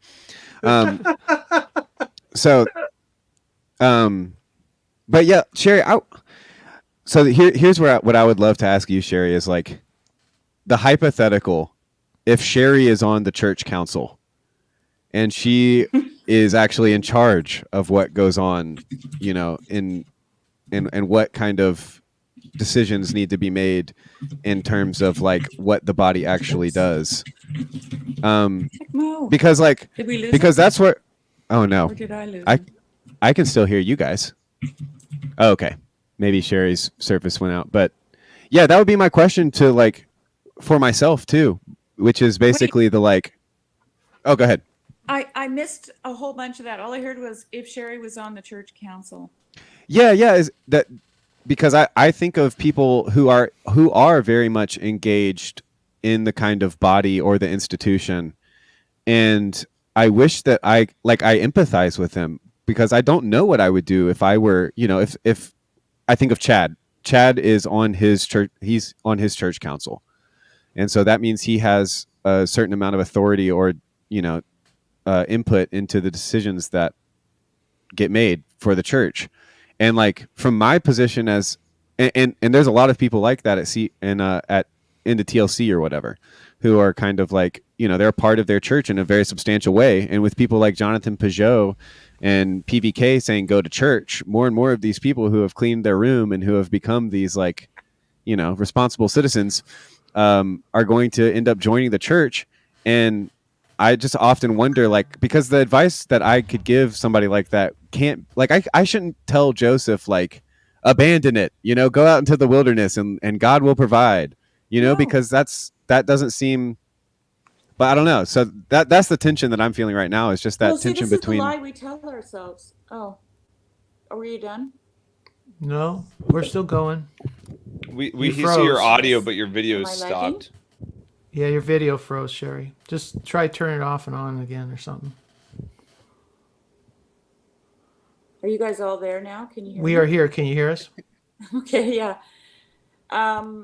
This is the lie that we tell ourselves. And I know for myself, I did the same thing to others. I thought that whatever I was doing, that they should do too, right? Because it was working for me. What I failed to understand was that what's working for me is working for me. And that's an orthodox posture, Sherry. Pardon? that's an orthodox posture to understand that there's everyone has a sickness of some kind, and there's certain medicines or treatments that apply to one wound that doesn't heal another. Exactly. Right. So we have to listen to the still small voice. Yeah. And we have to act out of our integrity, right? Out of that virginal space inside of us where God dwells. And we have to listen, and it's not going to look the same. It's just not for everybody. Well, I think that goes to who is our rabbi or discipler in this journey. I think we have to. It's ultimately the Lord, and I think we have to respect the work that the Lord is doing in each individual, and that's in that sense we are meta-modern, because in the past there was always a program to follow and join, right? But you Sherry, have a very unique personal story and history that needs to be addressed in your life right here and now that the Lord is working on. Whereas Joseph has another unique story and history, and the Lord is working on him and he's got to wrestle with the Lord in that way. And it's all God working in us. Even if none of this sinks in a way that makes us comfortable, I think God's happy. I think God's very content I gotta run. with the work. I gotta go catch a plane. Yes, you do. Fly careful. Be safe. Auf Wiedersehen. I was teasing you. Auf Wiedersehen. Have a happy flight. Gute Reise. So did we lose? Now, do you have McMo? Are you admitting this thing, or are we just flying? I think we're just flying without the captain now. Flying I think we're solo. Autopilot. The problem is, I said I was not going to be long, and I got to go put on a movie for my kids. Yep. Now, so I need a bounce too. But well, good little chat. I'm glad I could just spew out this little thoroughly derail our other conversation. Yeah. Come on, we can't just talk about boring stuff like politics. Something like sacred. Well, we weren't talking about politics actually. Yeah, true. Yeah. It had nothing to do with politics. It had to do with how to conduct yourself as a Christian in the modern state, which is quite relevant. Yeah. Well, if you're willing to venture into that territory, and I think a lot of people are afraid. Yeah, I would be willing to. What is it? To mediate a conversation between Lance and Mark for a few reasons. One is because I grew up very conservative, grew up listening to Rush Limbaugh, Glenn Beck, all of that stuff. So I know and love that side. Yeah, R.I.P. I gotta go. All right, see you guys. Thank you. Bye, Joseph. But I also, through art school and now living in Asheville, North Carolina, most of my friends are probably are more left of anybody you've like. I have friends who are actual communists. I have, me and my wife call some of our friends the Theybies, THEY BIES. And so we have a lot of friends who are on that side of things, and to be clear too that my personal political preferences tend towards the wanting to believe the conspiracies are true, and also that the demons are running everything. But so this is what I was going to say. I enjoy talking about politics, and I even enjoy the passion with which people bring to it. But I also know that that's oftentimes related to family conflict, and how you're so mad that your dad was a squishy liberal, and so you go into the truth of conservative, or you're so mad that your mom was this hyper conservative Fox News watcher, and so you're going to say, no, I'm not going to be a bigot like that. I'm going to accept everyone. But I think that the political question and/or how should the Christian, or how should the individual survive in the state is absolutely a huge question. Yeah. Well, it's I don't know. I'm happy to. Maybe it would be good to have a moderated discussion. I've created this channel TLC Debates. I've not done anything with it yet. Paul encouraged me to do it, so I've got it. If you want to, we can throw you admin privileges and all that and whatever. Let's just do it now. Let's just do it now. I don't have time, unfortunately. My wife is home, and I really feel bad leaving her alone. And I probably should come in somewhat prepared. No, I think that would, Mark. I think that would be good, and I do think in the political sphere, that it would be nice for people to. So one of the weird things that's happened for me, right, is one, I'm a lawyer, right? So when I saw all this stuff coming all around, by the way, this is all provable. This is not hoax. When I saw the junk that came around, how they had spied on Trump, and then they made up all this Russia stuff, which is proven to effectively be absolutely untrue. And we have documents, like literally from investigations, documents to prove these things. Is when I would want to share these with people who were, let's just say, left-wing or Democrat. They don't even want to see them. They're like, nope, I don't even want to look at it. And I'm like, well, wait a minute. Like, there's this thing that's actually not a conspiracy theory. Like, it's not a tinfoil hat theory. So I think what you're talking about, Mark, and this is affecting us a lot. Where I would like to get to is, hey, have you seen this thing that they haven't allowed you to see? Because it might change. I mean, a real thing. We're not, we know it's a real thing. It's not some made up thing. Are you willing to actually see this thing that the powers that be haven't wanted you to see? And I am actually very anti-Washington Republican and Washington Democrat. I'm very anti. I was a card-carrying conservative, and now I would like to see the Republican establishment absolutely shuttered to the gates of hell and destroyed. But I also think that about like what's happened to the Democratic leadership in Washington and so on and stuff too. But some of these hot button issues, there actually is, you can glean based on like, can we agree that we're at least going to see this video or see this thing and maybe open our eyes to this? Because where I'm really at is right now, people are living within these silos and they only see certain things and then they get locked down in them. And I would like to, through Dialogos, open up kind of, hey, there's this thing that exists out here that's maybe much different than what the paradigm would be. And so, for example, and I would just say this, Mark, like you keep, like when people would say, and fine, even if I would say there was an insurrection, I'd say, well, what about in Minneapolis where they bombed out a police station and took that over? Mm-hmm. What about Portland where they did the same thing? And on our TV screens, they were saying these are mostly peaceful protests, while we're literally seeing violent aggression from a left-wing side against things, and those things aren't allowed to be talked about. Yeah. Okay, I'm going to stop you right there because all of the lefty side of me was extremely triggered by what you said.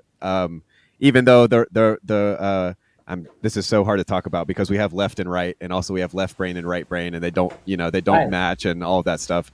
But I wonder if I don't know.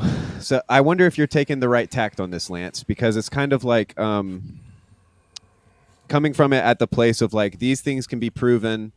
And then almost like the what about, like what about George Floyd? What about that not being the most clear-cut case? What about Black Lives Matter funneling money? What about them's not going to get us there? No, I totally agree. Right. Yeah. Because and so, the other side can say, yeah, but there's this thing, and this is where I knew that you would say that. Like, I'm not thinking that you're just like, trying to do the simple thing, but there is this weird thing that happens whenever we start talking about politics. I feel myself kind of sinking in to those base kind of like NPR versus Ben Shapiro talking points, right? And they both piss me off depending on the type of day I've had and who I've been hanging out with that day, but like what is it in that? And I think it has to do with the fact that if I were to see things the way that you are seeing them right now, Lance, that would make so this is sorry, lots of things are coming. So one is I'm making a mental image of you in my head and what you believe, And some of that is from what you've said, and some of that is how what you have said has connected you to this other group of people in my mind, right? Whether that be untrustworthy lawyers, or whether it be right-wing conspiracy nuts who are telling me what the truth of the matter is, even though we have all these institutions saying the opposite. But then I also think of it on the other side, whereas how in the world am I supposed to make any type of political decision? Why, you guys are both older than me, so it's why on earth should I be politically involved whatsoever if all that I see in front of me is two paths diverting in a wood, where on the one side I can wear sweater vests and be the life of the cocktail party because of my intersectionality and the ways in which I can kind of talk that talk, or I have the I can go down the route of buying a boat and just waving the American flag and cracking open a cold one, and so how do we get out of that kind of it was either an insurrection or it was a complete conspiracy by the Dems to make Trump look bad? I think something's happening. Here's what I'm highly encouraged about. We have people like Joe Rogan, Weinstein, Brand, RFK Jr. There's this massive amount of people that from all sorts of different political leanings, right, that are looking at this thing and going, wait a minute, the information we're getting is untrustworthy. And the thing that I like, everyone you've mentioned, Lance, is relatively marginal, including Rogan. He's not a politically mainstream person, and he doesn't have a great deal of political. I'm talking about people. We're talking a nation of 340 million people. But what I would mean by that is he'd always voted Democrat his whole life, for example, right? He grew up in Boston, and he was kind of a Boston Democrat and left-leaning and liberal. He's described himself as that, right? I think RFK Jr. is definitely marginal at this point. And so people see the fact that you would consider them marginal, which is really interesting. His whole family is called him marginal. Right? Yeah. No, I want to agree with Mark on this, Lance, that I think that you're missing there's a huge subset of people who cannot imagine what it would be like to think that Trump should be president. They can't imagine it. Well, I know he breaks their brain. Absolutely. But it's also it's so I have friends of ours who are they're in academia. That's all I'll say. They're connected with some big stuff, but it's kind of this weird kind of, I feel like I can see both sides of it, and I can also see when someone's only in one side of it, and there does seem to be this thing where if you're on the right, then you're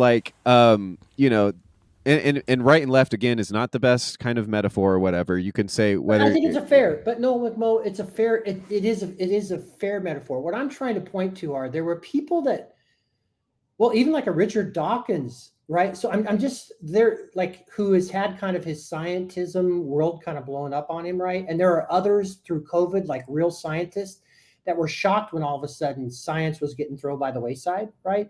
They're also shocked when people will make comments like, we can't tell you what a man or a woman, just certain things. And that's not to say that you're discounting LGBTQ plus issues, but they're looking at just science and biology. I do think that there is this thing that's happening where people that normally wouldn't have aligned left and right, let's say, or political party, let's say, there are these weird, because I'm following lifelong Democrats. That we're lifelong Democrats, that we have so much in common just in terms of we see what's happening up here. We have this lost trust in institutions. And some of us have had our worlds blown up for different things, woke us up to something's wrong up here, right? Because we had different modes. And so I do think there's something happening at the bottom where I think we are finding places of unity. And, and I do think it's the vast majority of them. I think if we could, the vast majority of American citizens, we do agree on most, we do really agree on most things. We do value, a lot of the same things. But anyway, I have seen this thing that's happening below that. But at the same time here in the TLC, which is the reason why I don't feel these conversations are that important in TLC is this is why. I have plenty of other forums where I can go out and have this conversation, right? Yeah, like 4chan.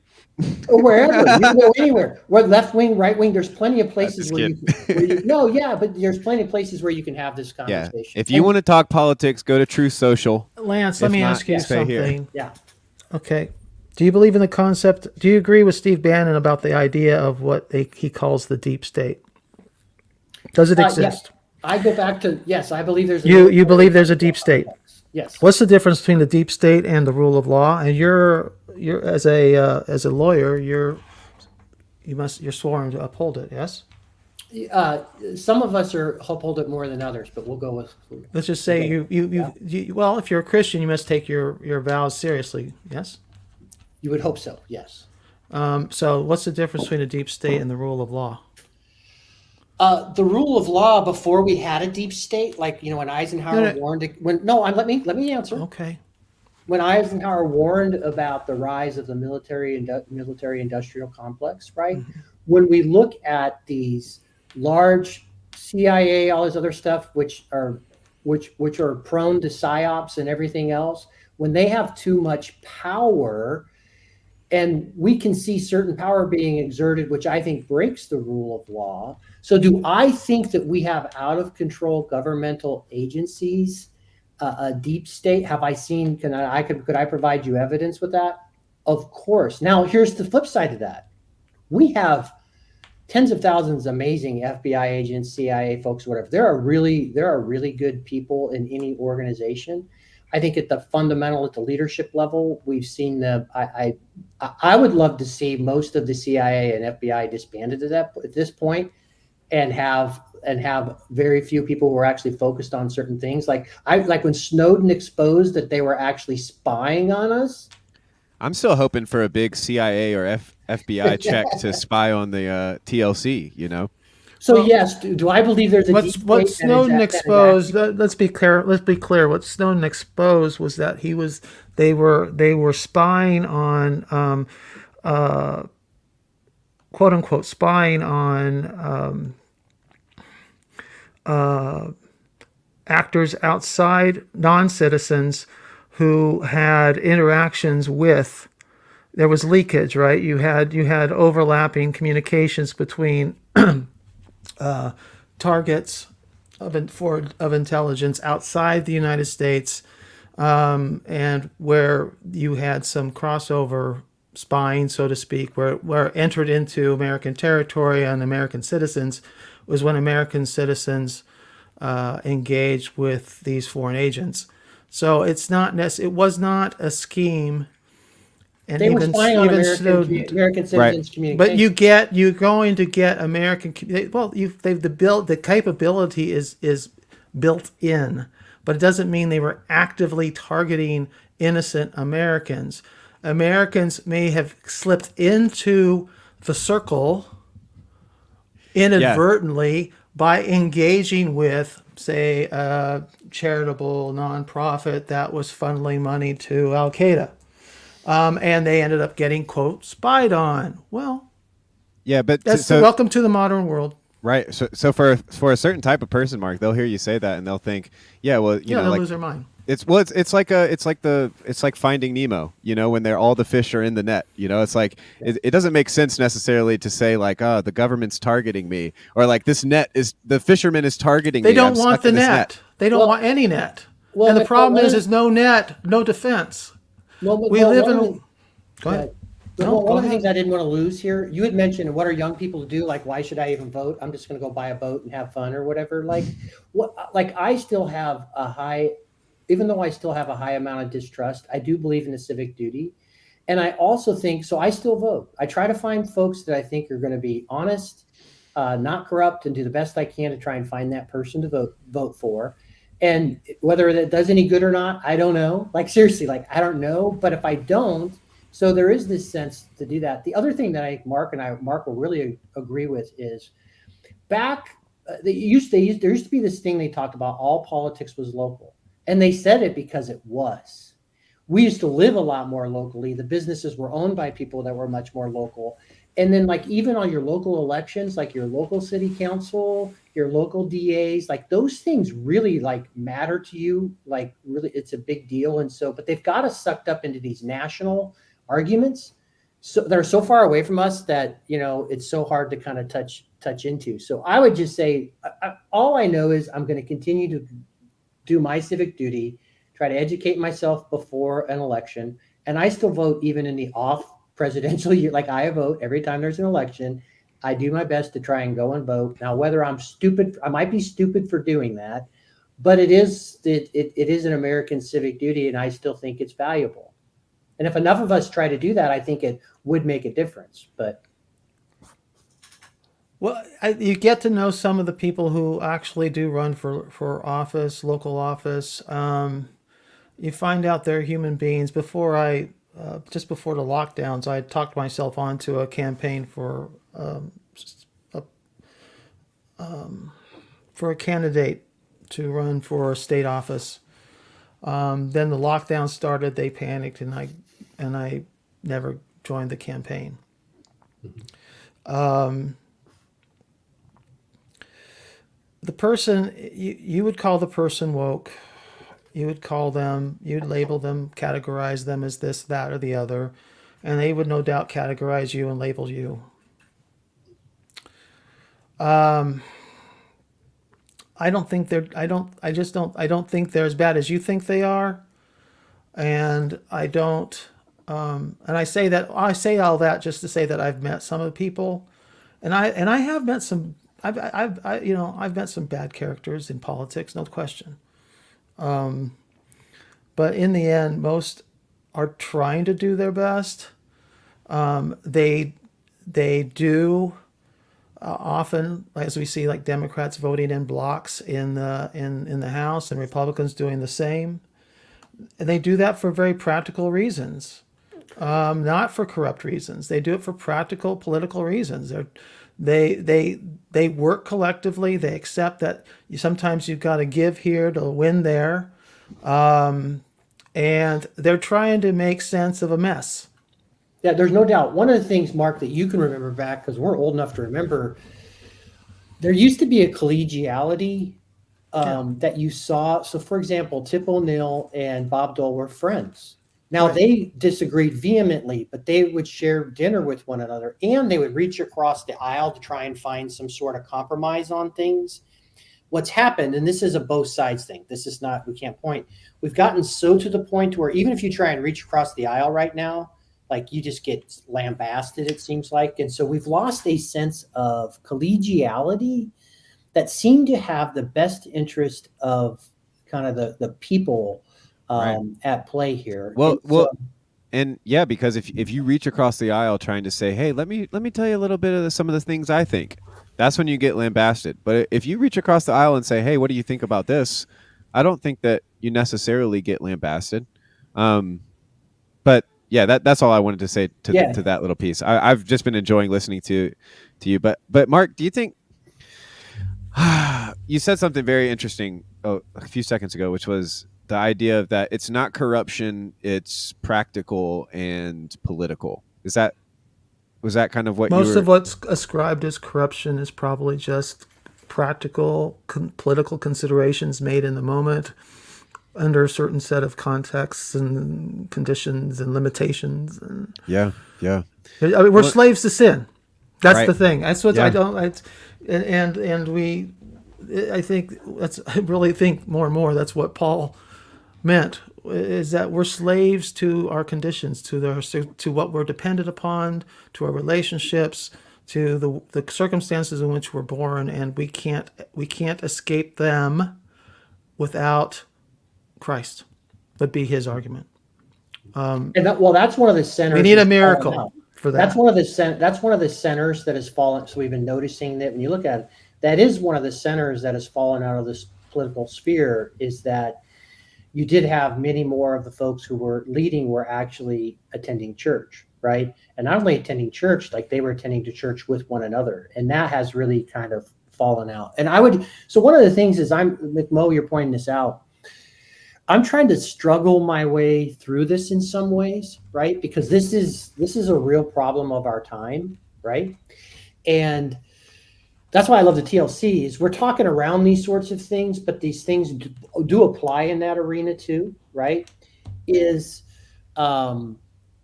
We're clearly at a very fractured moment. And I do think that at leadership levels, I do think you see this across the political spectrum for most people, that they see that something's wrong. Like people just have this deep sense that something's wrong. And meta crisis. Yeah, we have lost faith in our institutions, right? There's no doubt about when 20% when people have a 20-some% approval level, when mainstream media has a 20-some% approval level, when you have these things, so there are these, that's why meaning crisis is happening all over us, right? Mm-hmm. And so this probably isn't going to get solved. I don't know. I mean, I'm of a certain age, like in Gen X, there's so few of us or whatever. So probably millennials and Gen Z, we'll probably get skipped over, which I guess is fine. We hate authority anyway, but that's why you'll never have any. Exactly. So it's really, I'll be curious to see, because ultimately this tension we're in right now is going to break one way or another. Mm-hmm. And there's some scary ways it could break, or there's some unifying ways it could break, right? So, I mean, really, you guys are going to decide this. I think you guys are going to decide this. That's me and Mark are probably going to decide it. But what came to mind was what you were saying. I just got this image of you could almost be like a traveling preacher or a traveling politician and just say, go around saying, whatever's happening in Washington, D.C. or the capital of insert state here, that's the real issue. And that's obviously another word for populism, right? Like that's why we see this rise of populism. I would describe myself more and more as a populist now versus a Republican or Democrat or something. Yes. Right. Yeah. And so that obviously is very juxtaposed to Mark's preference of a social democracy, which and again I feel torn between the two. I almost feel like I'm maybe a left-wing anarchist or something. But it's there does seem to be this kind of universal hatred for the quote unquote man, and if you're on the left, the man is sometimes literally the man. It's a white cis man. And then if you're on the right, the man is, whatever woman in a pantsuit that you don't like at the moment is kind of the one that you're kind of railing against. And so I feel like there's this way in which everything political can turn into this conversation of what we hate most about the world right now. And I think that's the opposite thing of what it should be, right? And ideally, and why the West Wing was a believable story at some point, was because there seemed to be, instead of it being a culture or a conversation of what we didn't believe in, or what we don't think is true, it was a conversation of I guess to Nate's point from hours ago, what we actually held as this kind of pseudo-sacred ideal. It was we hold these truths to be self-evident, and the fact that we held the truths was more important than what the truths actually were. I think House of Cards is closer to reality than most people want to admit. Oh, I would love for Parlato to jump in and talk politics. Get another loose-lipped millennial in here. One of the things, Mark, so here's the thing, and I meant this, and I removed myself from the conversation earlier because I knew I wasn't being generative or whatever. And Mark, you are, I love your wisdom and I love what you bring here. Besides, we were raised Wesleyan, so we have that shared spirit about us. We have some relationship there. And and I was like the Alex P. Keaton in my family. All your old people know what that means. He was raised by, my parents were lifelong blue collar Democrats, and here they had this Ronald Reagan loving teenage son or whatever. So it was funny. And they love me still the same, which was great. I've so changed. But what I don't want to do, particularly in these corners, because I think this is I'm going to say this. I think this is a sacred space. And I certainly don't, I think, McMo, you're a good person to kind of mediate that. One of the things I want to make sure is if I don't want to take these conversations or these things in a place that would bring up certain divisions that we can experience everywhere else. So I don't want to be that person in this place and space, because I have these conversations, they're just not here. Yeah, this is the first time I've really talked any so-called politics on any of these channels. I touched on it late in one of the mega streams, maybe, where I said I had some experience here or there. Well, that was what was I congratulated you, or not congratulated you. That's a weird way to put that. But that part where you were talking about kind of your left-wing side was very resonant for me, Mark, and it made me grateful that you were here. Yeah, I think, because I do think there are a lot of people I would like to see open up to a more spiritual but not religious life. Whatever any of this means. Because, I mean, it's people are experiencing various kinds of crises. I don't know if we are collectively in a meta crisis or a meaning crisis. I think each individual is dealing with problems about modern life that are driving depression, anxiety, physical illness, other forms of mental illness, disrupting families, and all these things need to be addressed. And it used to be addressed by the church, kinda. The question is, was it ever addressed well by the church? I think that's debatable. People did find institutions and built into institutions for themselves and their communities that did seem to work for times. The Black church at one point, the Black church is still very strong and very important. And I wish to God, I pray every day that it would be better represented in TLC, because it is not, my friends. I'm the representation of the Black church in TLC, and that's a sad state of affairs. Sad state of affairs. Let's look at someone like Esau McCauley. I kept throwing that name out at Paul at one point. Got no attention at all, and he's a good in-between voice. He's not far left woke. He's actually theologically rather conservative. His PhD advisor was N.T. Wright. Definitely somebody who should be talked to, if he talked to you. In many ways, I feel like some men like him have more or less, given up trying to talk to white Christians because we're so fucking dense. We will not listen. I think what CW's interview, which I thought was great, by the way, Mark, and I highlighted it. It was a good interview. I don't necessarily agree with the young man on everything. And I don't know if he would be, because, and I understand. I'm not going to force a conversation on him or force my views on him in any way. But because he's experiencing he's grappling with his own meaning crisis and his own trauma, and the Lord is working with him. So it's not for me to get in the way of that. But to the degree that we can find individuals who will come into the corner and maybe educate us, and if we will allow ourselves to become educatable, as long as we're okay with both sides being able to be willing to be educated, right? And I actually I love CW. Like, I thought that was amazing, and I needed to hear some of those things that he was talking about. I did. Plus, I'm seeking to understand, right? I think one of the things that I think the TLC can do is, if you're here to enter into a mode of dialogos and trying to figure out a way to seek understanding without agreement. We're not here to try and agree with everyone, right?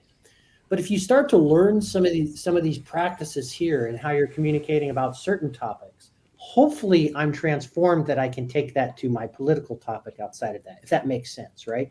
Maybe I learned that I can open my mind up to hearing views. Like you mentioned, McMo, as soon as someone started talking, it made you feel a certain way, like.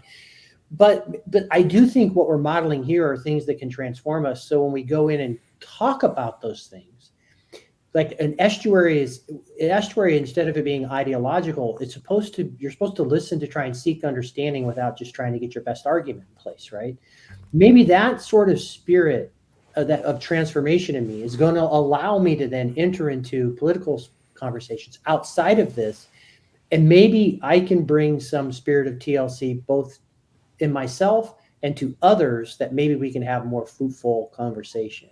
But I do agree that so that's why I think we don't have to necessarily talk about the political here but the conversations we have here can change both individually and as we go out into our communities, how we engage in the political as we bring transformation to those conversations.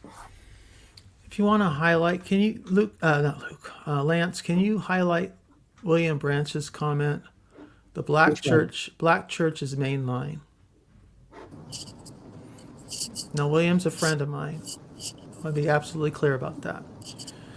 But I think you have, I don't know how you can call the black church mainline, considering the history of the black church in America, and considering the fact that slave preachers were given an severely redacted Bible, for example, missing the Exodus, by slave owners, and that church, the history of that church was a history of segregation, and that segregation really didn't come to an end until the passage of this Voting Rights Act and the Civil Rights Act in 1964 and 5. Yes, there is a sense in which the black church has been accepted within mainline circles, but the black church theologically is actually considerably more conservative 100% than the mainline. Right. Radically more, much more closer to my Southern Baptist folks I ultimately initially started with. So go ahead with that. I was kind of a rambling response to that. Yeah. But I don't think William likes to play a little fast and loose, sometimes out of fun, and I can't tell when he's having fun and when he's being serious. But I would. Well, their main line, if you come from a certain subset of the culture that believes that mainline is, Steve, if you wouldn't mind muting the noise from your golf cart. Oh, is, sorry. Yeah, sorry. I'm also apologies. I can't, not that good at paying attention this far into a stream, but yeah, I can see where William would say that the black church is mainline because it had to do with voting Democrat, right? Like if you vote Democrat, then you're basically you're basically mainline at that point. But to say that they're conservative is also all big churches mainline. Okay. Okay. Yeah, thanks for the clarification, William. Yeah. We should have known that you were using mainline in a way that no one else uses mainline. But like, I guess actually that points to the point that I was wanting to get at, which was like, is it helpful or is it actually more true that what the big disagreement is in terms of like the individual versus the community, right? And for me personally, when I say individualism, I tend to think of the Heideggerian thrownness, the fact that I am me and I'm no one else, and that when I wake up in the morning, I still seem to remember what happened the day before, and also within that Christ died for me, an individual. He didn't die for me, a white cis man, because insofar as I'm a white cis man, that means I'm a part of the crowd, and so that I'm a part of the nothingness that is the crowd. But then you also have the aspect of the life within the state, where there are boundaries and there is community, and there are people that we take care of and there are people that we don't take care of, and there are people that we reward and there are people that we don't reward. And so I think that a lot of times within the political kind of conversation, we have this tendency to say things like, well, I can't think of a good example right now, but like basically, and no one here is doing this, but I wonder if you guys have seen the same pattern, which is the liberals think that the conservatives are in power and causing all of the problems. And the conservatives think the liberals are the ones who are actually in power. And I don't mean political power. I just think that, like, you know, neither has enough power to satisfy them, so the others are in power to undermine them, and so they have this. It's a kind of inverted confirmation bias. I'm not getting my way, so I must not be in power.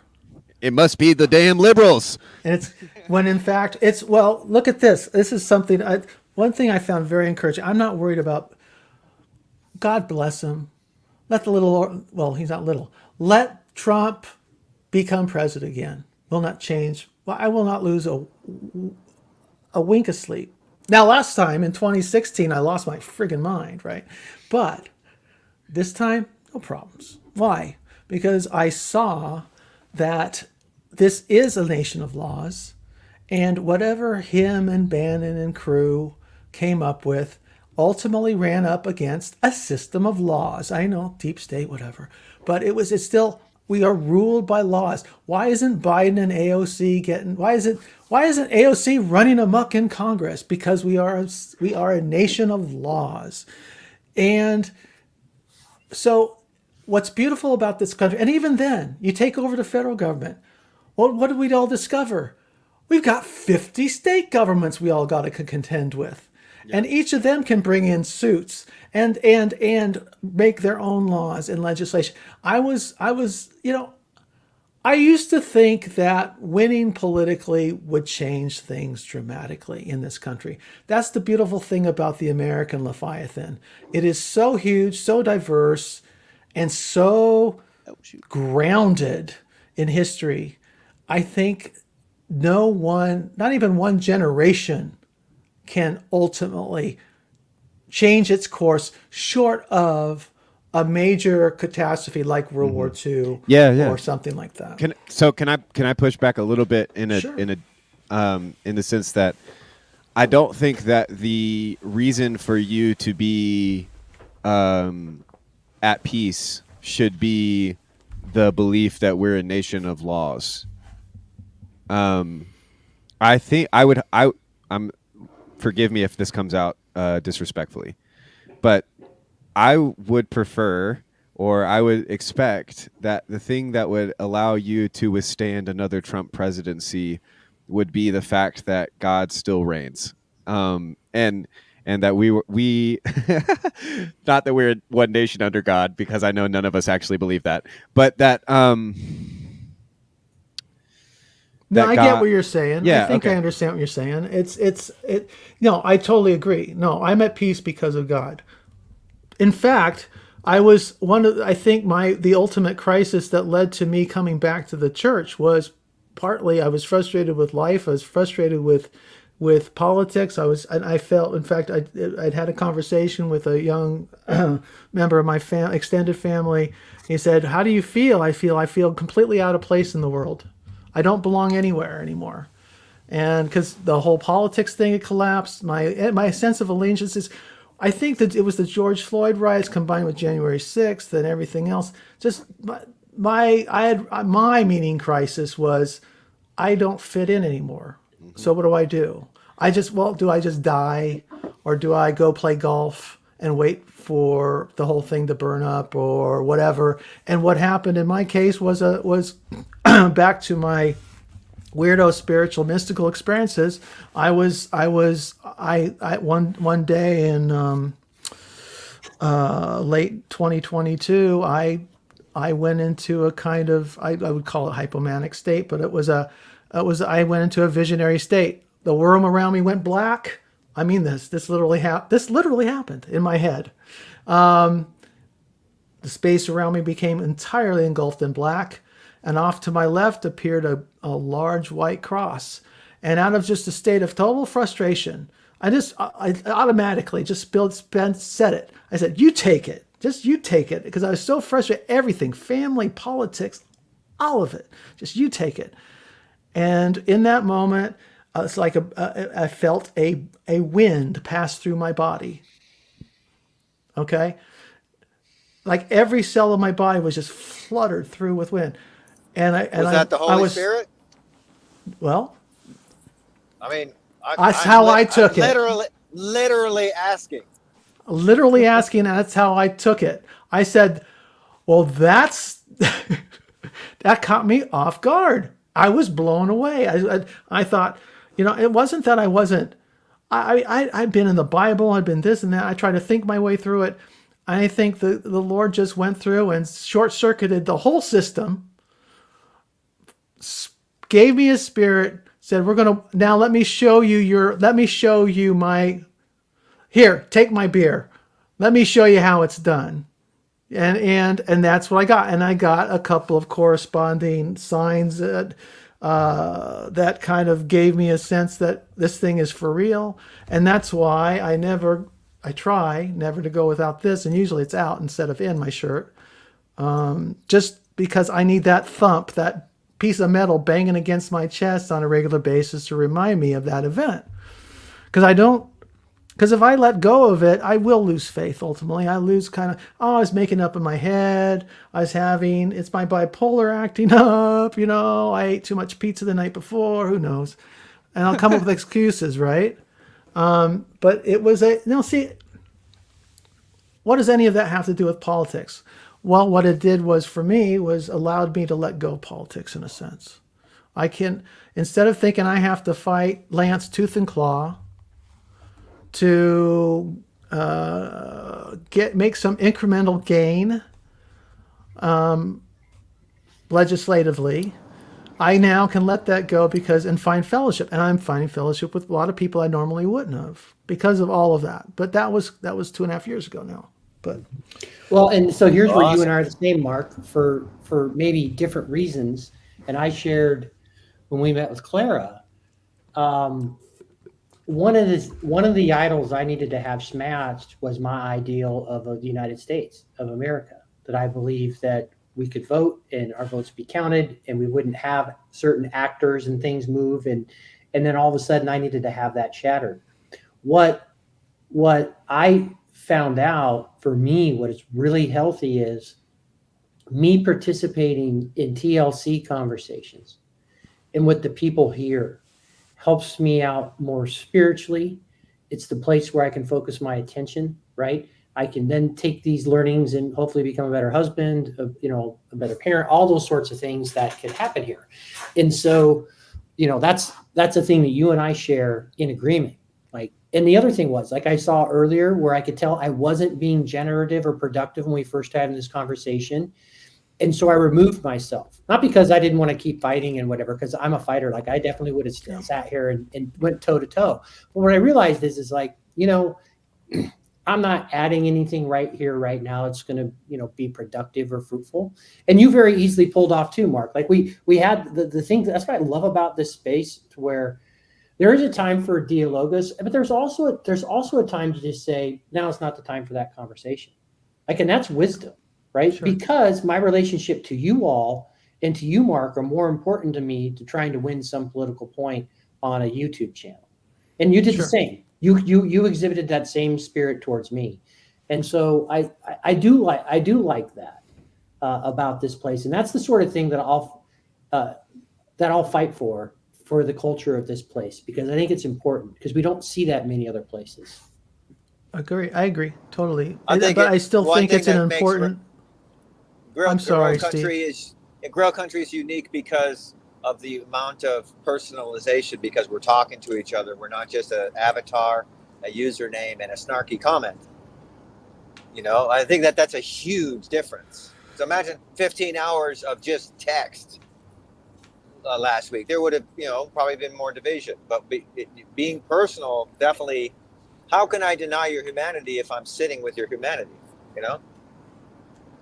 The only thing I would say that this space could get decadent if we don't respect what's involved in making it possible and the sacrifices that have been given to enable it and defend it. And that's why Memorial Day, it's ironic or timely, depending on how you see it, that we're having this discussion on Memorial Day.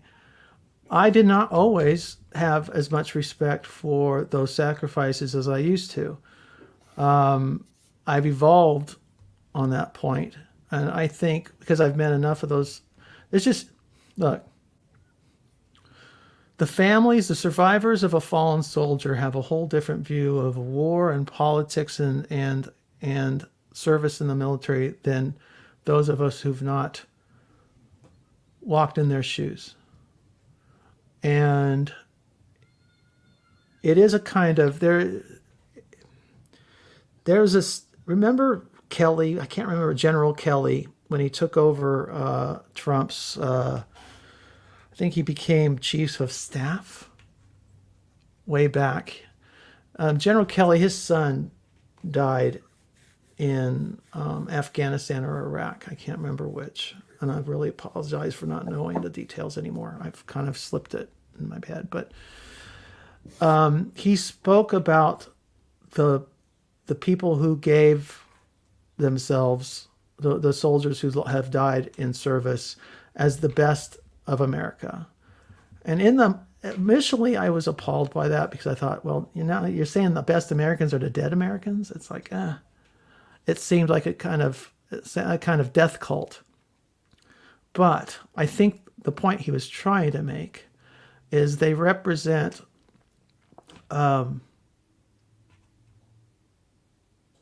it's a kind of respect. It's a respect for the people who gave everything, not to enjoy it for themselves, but for us. In that sense, they are a kind of embodiment of Christ. It's hard to imagine soldiers doing soldierly things, doing the work of Christ, but I think that is not hard to imagine for conservative people, Mark. That is like, but I'm not a conservative, right? Remember, right? So I'm saying that I'm within that context, and I really, really, really think it's important for us to at least cultivate that to some degree in that respect. That we not be flippant about.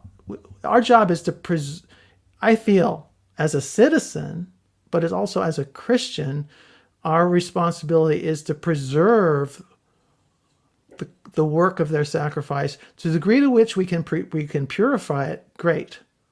This is why I'm pro revival and all that. But we can't be just tearing things down and celebrating it or making snide quips about the system and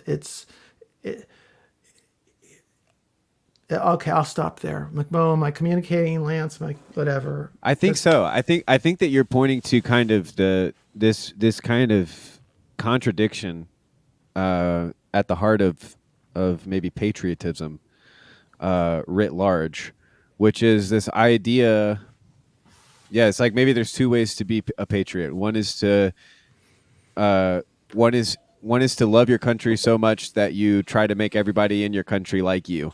And then the other way to be a patriot is to die so that everybody in your country can basically be who they're meant to be, regardless if that's kind of, to your preferences or not. And so that kind of fundamental sacrifice of your preferences, I think, is why Memorial Day is such a huge, is a big deal.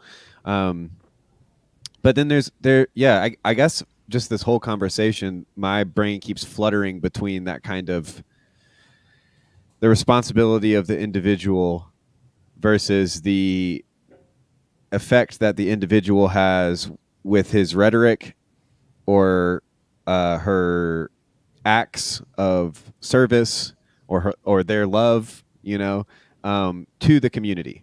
And so when we break down on kind of fairly simple spectrum of left versus right, Democrat, Republican, or even like big government, small government, you have the political quadrant or whatever.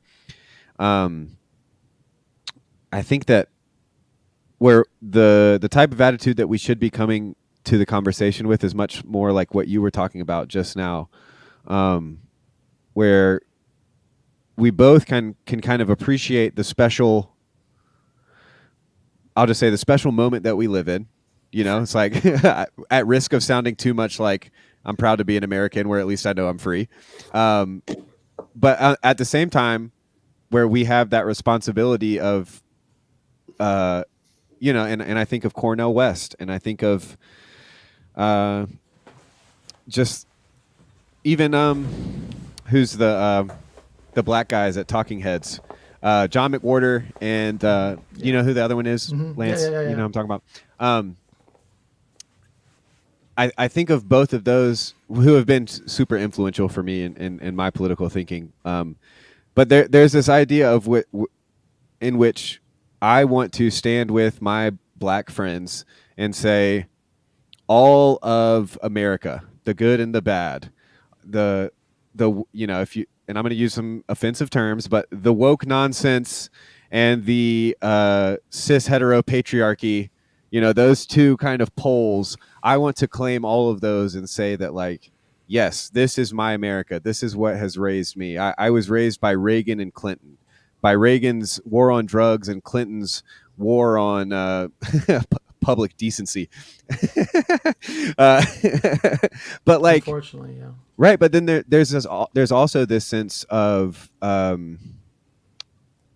you know, and maybe I'm trying to stir us all up into a little bit of patriotism, but just that the idea of, you don't have to stir me up. I'm all with you, because I think what's happened for me, I just want to put a fine point on it, which is I am still extremely patriotic beyond measure. Right? I'm grateful that I was born in the United States, in the Midwest, where I was born. Like, I love my country. But where I kind of separate it is that, and this is, I always had this sense, but it's really been articulable to me now as I've seen these things here right now. I'm not patriotic to the wars or the politicians or the CIA or none of that crap, right? I'm patriotic to the citizens of the United States and all citizens, right? You can't spell USA without spelling us. That's right. And so, and so, you know, and I've always been that. So even though I would have been considered a hated conservative or whatever, if you would talk to my kids for the past decade, I'm talking about, why are we wasting trillions and trillions of dollars overseas for all this crazy crap? Why don't we do a Hail Mary effort in our inner cities and actually try, and not the corruption, actually try and change, you know, actually do something where, like for Ice Cube actually had this great plan where he's going to get it out of the hands of the political money grabbers, of where he could really just try and do a black renaissance, right? Like, you hear this terminology. Like, I'm down for that. Like, because you know why? They're my citizens. They're my brothers and sisters, right? And so for me, we've of course we've failed as the United States, but we're trying to chase after this ideal, and we had been getting better. What happened with the identity politics? Like, this is the most amazing thing, because like even with Gen X, and I think things had changed. We had reached a point to where they've divided us, but this whole identity politics movement, which is the separation and bringing identity at the top, is like they've created this division amongst us that doesn't exist. There's not this widespread, like, and I just speak this even, you know, before this other stuff is, there's not this widespread belief amongst conservatives that they don't want our black brothers and sisters to have opportunity, right? And those sorts of things. And so I think, but I think that stuff, here's the beautiful thing about the absurdity of where we're at, McMo, right? As things have gotten so absurd and just things are just so silly. That's why I said I am seeing groups that never used to kind of get together and talk are starting to get together and talk. And that's the beautiful thing about what's happening, about the insanity of what we're all experiencing right now. Can I just, on one point you made, Lance, was why are we spending the $1 trillion, the money abroad that we could be spending at home? You sound like a Bernie bro back in 2015, 2016.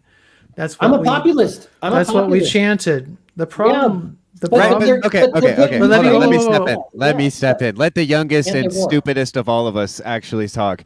You're the moderator, because I hear like all of us kind of doing this thing where it's like, you know, I'm a Republican, but I'm not that type of Republican. I'm a conservative, or I'm a liberal, but I'm not that type of liberal. I'm woke, but I'm not that type of woke. And what strikes me is that we're always battling with these ideas of what we think other people think about what we're thinking about. And you know, I don't think that this is why I'm obsessed with the individual, and why I don't like thinking about Democrats or Republicans, because I don't think that any Democrats or Republicans actually exist. And if they do, then they're probably like engaging in some sort of demonology, because to say I'm not a Republican, I'm a child of God. Like what? Like, I saw Sherry's name. I'm not of Apollos or Paul. I'm of Jesus. Yeah. Well, and I think Mo, you hit it. This stuff is starting, and most people is starting to fall away, right? And it's because both parties have betrayed the other parties, right? The Democrats have betrayed the working class, and the Republicans no longer fight for anything that would be considered some sort of conservatism. It's just so really what happened in 2016, which I think was really interesting. This is the side of the coin that gets left out. And you mentioned it, Mark. Mm-hmm. The rise of Bernie also happened. It wasn't that Bernie and Trump generated something new. They were responding to a moment where on both sides of the aisle, the left were tired of their Democratic politicians and the wars and everything else. And so Bernie rises, and Bernie is a form of left populism, right? And you have Trump on the right garnered this populism that was rising, over here on the conservative base side. And of course, we got it all mucked up, right? So everything got all mucked up and everything else. But there still is this, I do think, I believe this, and they don't want this to happen. I do believe that there is, Mark, you and I have much more in common than we would have had in the 1990s about how we see the world. Mm-hmm. Oh, I would say even just 10 years ago, we wouldn't be talking to each other. Yeah. When I had I had a real problem with an uncle who posted when social media was still young, posted some pretty overtly racist stuff about Obama when he was still president. And I deeply upset him. Mark, it is crazy to me that I might have more experience with racist family members than you. It's like a family member being racist. Like that's just growing up in the South, dude. it was pretty wild. But anyway, back to this thing. I agree. We're talking, Lance, where we were before we wouldn't, and I think we can thank our Moses, Paul Vanderklay, for that, helping that happen. And I hope we aren't guilty of building any golden calves when he's away. But McMo doesn't mind building a couple golden calves. It's fun. As long as we don't worship him. Yeah. The thing back to this, why we don't spend money the way we would like to spend money at home, because we are. And this is the conclusion I came to, and it arrived to me slowly.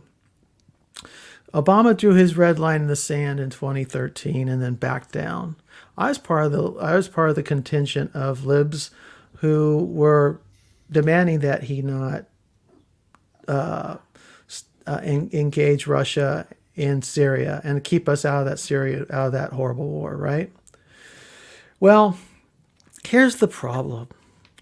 Is one thing led to another, and I think what I learned is that the reason why we need to be engaged abroad is because we have no choice but to be engaged abroad. We're engaged abroad because if we don't, Russia will succeed in Ukraine, and then we'll turn to neighbors, and they will engage with, they will test us with a NATO ally, an official NATO ally, which will then determine whether or not Article 50 is invoked and or NATO dissolves, right? The same thing happens in the East. It's the reason why China hasn't militarily taken Taiwan yet is because they know they have the United States and its allies in the East to contend with. I think Peter Zion is a great source for understanding American power. He's a neutral party. I think he's except in regards to China. That dude hates China. No, he doesn't hate. No, he says he comes from the point of view that demographics is destiny, and so he's not anti-China. And I don't think he's saying. I don't think it's not even about Chinese communism. He's just saying that this is just the direction they're going in. Chinese culture is going to be with us for as long as there's a planet. So I don't think that's what he's talking about. Or at least until all of the Gen Xers die with their Chinese tattoos that don't mean anything. But the thing is I find I was a pacifist, arguably a semi-pacifist for quite a long time, and I think it ended up costing a lot of people their lives. I think that position, I think the Syrian civil war did not have to be as bad as it was. Had America gotten involved earlier, overtly, for example, and which at includes risk, ISIS and everything. That's the argument of Vietnam, Afghanistan, and Iraq. Well, you have. I don't think we know. Is basically what that was only the point I wanted to make. Fair enough. And the reason I turned the mic back on is this reminds me. A couple days ago, we were talking about conquering the Roman Empire was done through repentance, not through the sword, not through like becoming a Roman senator, and I think like Trump versus Obama, in my opinion, it looks to me like it's like what color wallpaper you've got over the same exact thing, and maybe it's not. There are like policies at the margins that we can really be passionate about and get bent out of shape about, but in the grand scheme of things, nothing really changes, especially not me. And I feel like the thing that probably is most harmful to like crazy politicians who are trying to steal everything they have from us and will destroy anything in order to get what they want, or at least like to get a little bit of what they want, and then there's gianter powers behind them getting like a whole lot. Is the thing that they want to prevent the most is for us to just repent and be like, I don't care if you can have that book in the library, As for me and my house, we will worship the Lord. And because then it's like, well, how can they whip up a frenzy so that we'll support policies that like screw everything up? That's my theory. But as far as like American politics, but I don't think they're trying to screw everything up. You've not proven that's their intent. It may be the result of historical forces and economic forces. Chew off an arm to achieve a goal is my point, and maybe so. It's not like they're. I don't believe that they're inherently evil, trying to destroy us. Destruction is what happens when I'm full of greed, when I'm full of pride, when I'm in denial about my sins. That's what I do to my life. And if you have a society, like if this chat was full of people who were willing to sacrifice anything and everything and everybody to get what they wanted in the short term, it would be the same. I think like it's that's what's exciting about someone like me, a fucking atheist who's now not an atheist anymore, very interested in me repenting, me being holy. It's like, thank God I'm not the only one, Even Richard Dawkins wouldn't even mock me anymore for this, Yeah. So I'm hopeful, and I don't care who cheats, who the CIA allows to cheat to win the next election. I don't care. And I think so two things very important to remember is like one man's arm to sacrifice is another man's fingernail. It's like I'll clip my fingernails all day, and that's fine to me. But like somebody else might consider that a grievous sacrifice. Some people would sacrifice their children to be famous, and some people would die for their children, kind of a thing. And but then the second thing is that I do think that it's very important to not kind of put this one-to-one relationship between atheism and liberalism and conservatism with Christianity. I definitely don't. Yeah. Like the branding of Christians as conservative, I think, is very unfortunate. Because I'm absurdist. I'm radical. I want to push things to their furthest extent. But so like there does seem to be this sense in which when you're outside of another's political realm, it's very easy to see it. Like the hardest political kind of silo for me to describe is my own. You know, it's like I can describe Mark as a democratic socialist, and I can describe Parlato as a crazy right-wing truther. You know, probably watches Alex Jones and just takes notes. You know, but like the Illuminati. Right. The frogs are turning gay. It's in the water, don't you know, Parlato? They are turning the frogs gay, and the water's gay, man. Yeah, gay. My hot political take is they are turning the frogs gay, and that's a good thing. So, but yeah, actually, turn the Parlato, mosquitoes gay, please. Yeah, turn the mosquitoes gay. Parlato, you're here. Why don't you set us straight, man? Set us straight. Man, I don't have any fire right this second. The only thing I could really specifically kind of offer is the populism thing is what I was kind of harping in the chat. Is just, I mean, I just hate to break it to the folks. It's a good. I mean, here I can kind of do both. I was going to do is because the other thing I can do is just offer. First. What do you mean? Populism? Okay. Well, populism is the rule of the many. It's that you know there is no hierarchy of leadership and expertise that should be kind of guiding us. You know, it's kind of the rejection of republicanism. You know, it's really this wholesale acceptance of democracy. And anyways, what I would try to kind of tie together is the other thing I could do is kind of give you a 3,000 foot view of kind of at least the few years I went and dove head into first of this stuff. And I think what's useful here, this is going to be hilarious for TLC, is a two worlds mythology. I think a two worlds mythology is very useful here on ideals that can be strived for and aimed for versus tangible, earthly, achievable, goals and marks on the box, marks on the chart. And one thing that Leo Strauss does is he identifies this in the history of political philosophy, a masterpiece, that there was a turn and I believe it's 16th century with Machiavelli, where Machiavelli turns and says, we're gonna jettison and we're gonna leave the transcendentals. We're gonna confuse and confabulate the good as realizing the good takes in temporality, takes in this time that is beyond me, and so the kings, the divine kings and families that were striving and trying to wield power for the good, trying to the best of their peoples, gets confused with what can be tangibly done now, what can be realpolitik, what can I have now, and so temporality is jettisoned, and things start to spiral from there. So what I would say is that there's a great Christian moral underneath populism that is egalitarian, that everybody has a right, and to that degree I agree.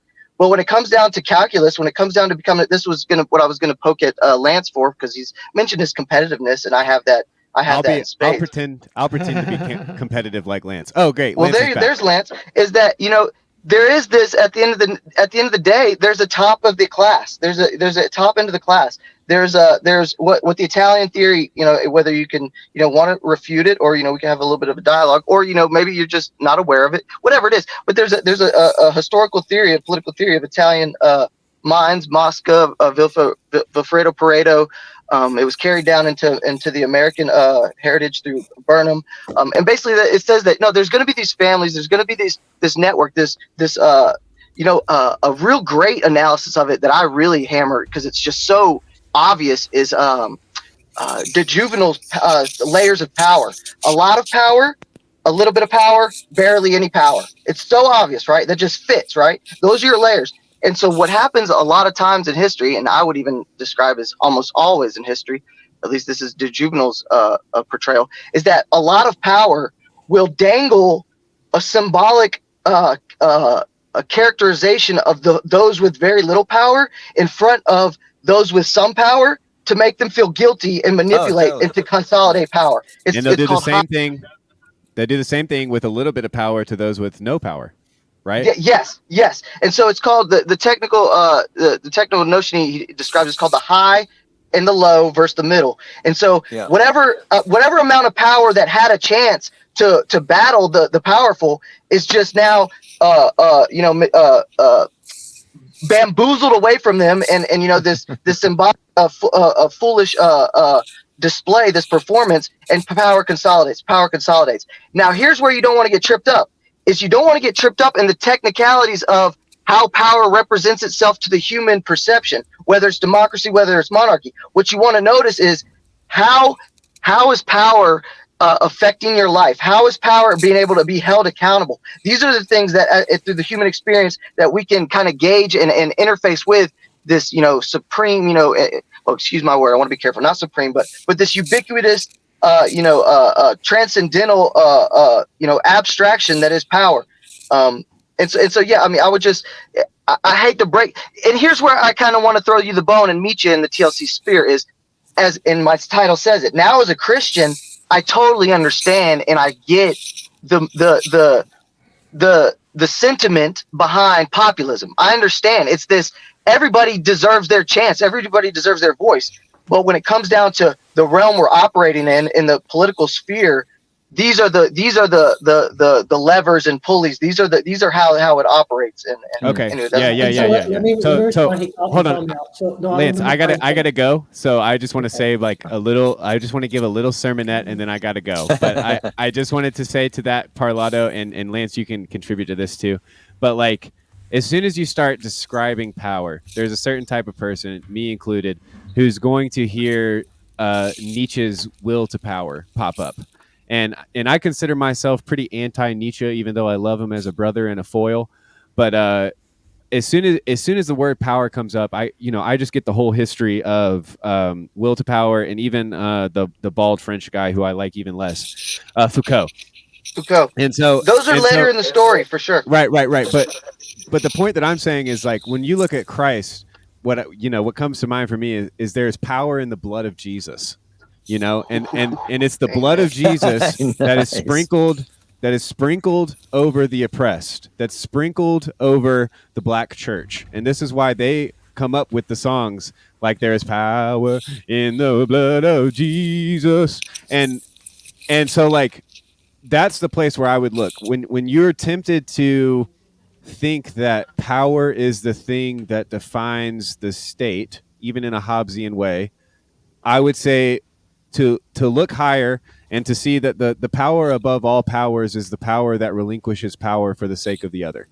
And so Amen, 1,000%. Amen, 1,000%.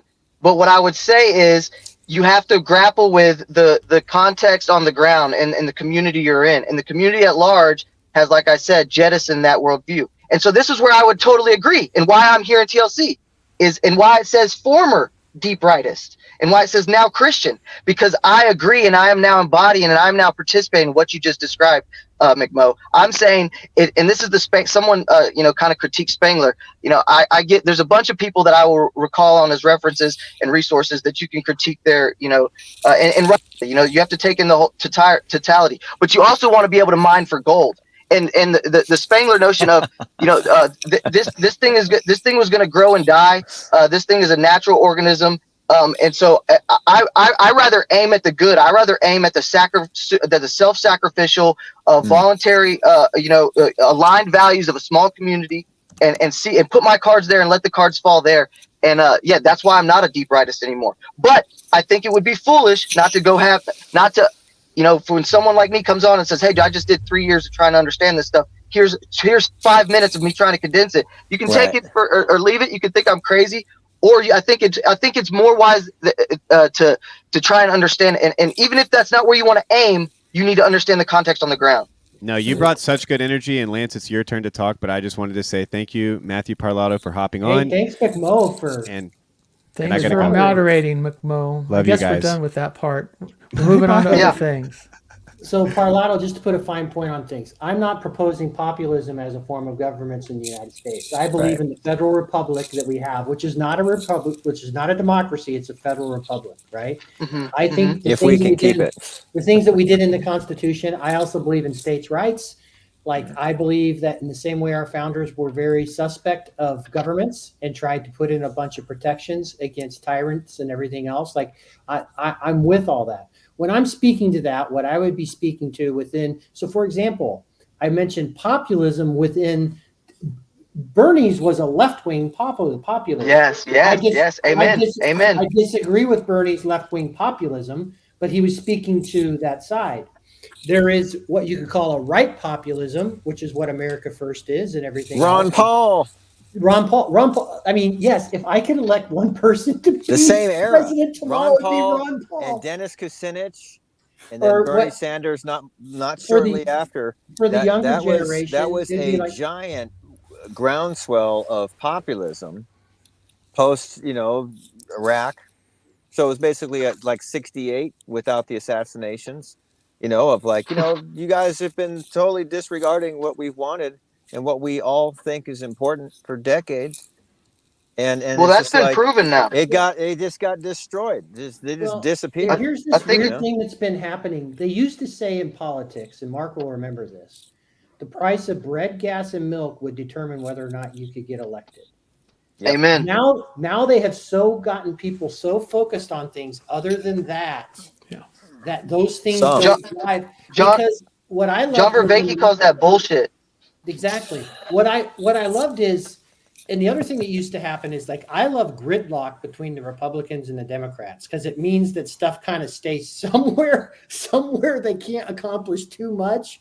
And the thing that I think is the wisdom of the masses is, or maybe I do think it was this, is there's this sense of if we put in a Republican president, we're going to want a Democratic Congress because we don't want one side to go. Well, there seemed to be this wisdom, but I just wanted to put a fine point. Like I'm not talking about populism as a governance structure. And here's the other thing, which I think would be really stupid: having just popular vote sort of stuff being what decides things. Like there was some wisdom in the funny, like that's an asinine way of doing things too. Imagine if you got what you would have voted for 10 years ago. Holy crap. Well, it's a paradox, right? We have the wisdom of crowds and the madness of crowds. It's a paradox. Mm-hmm.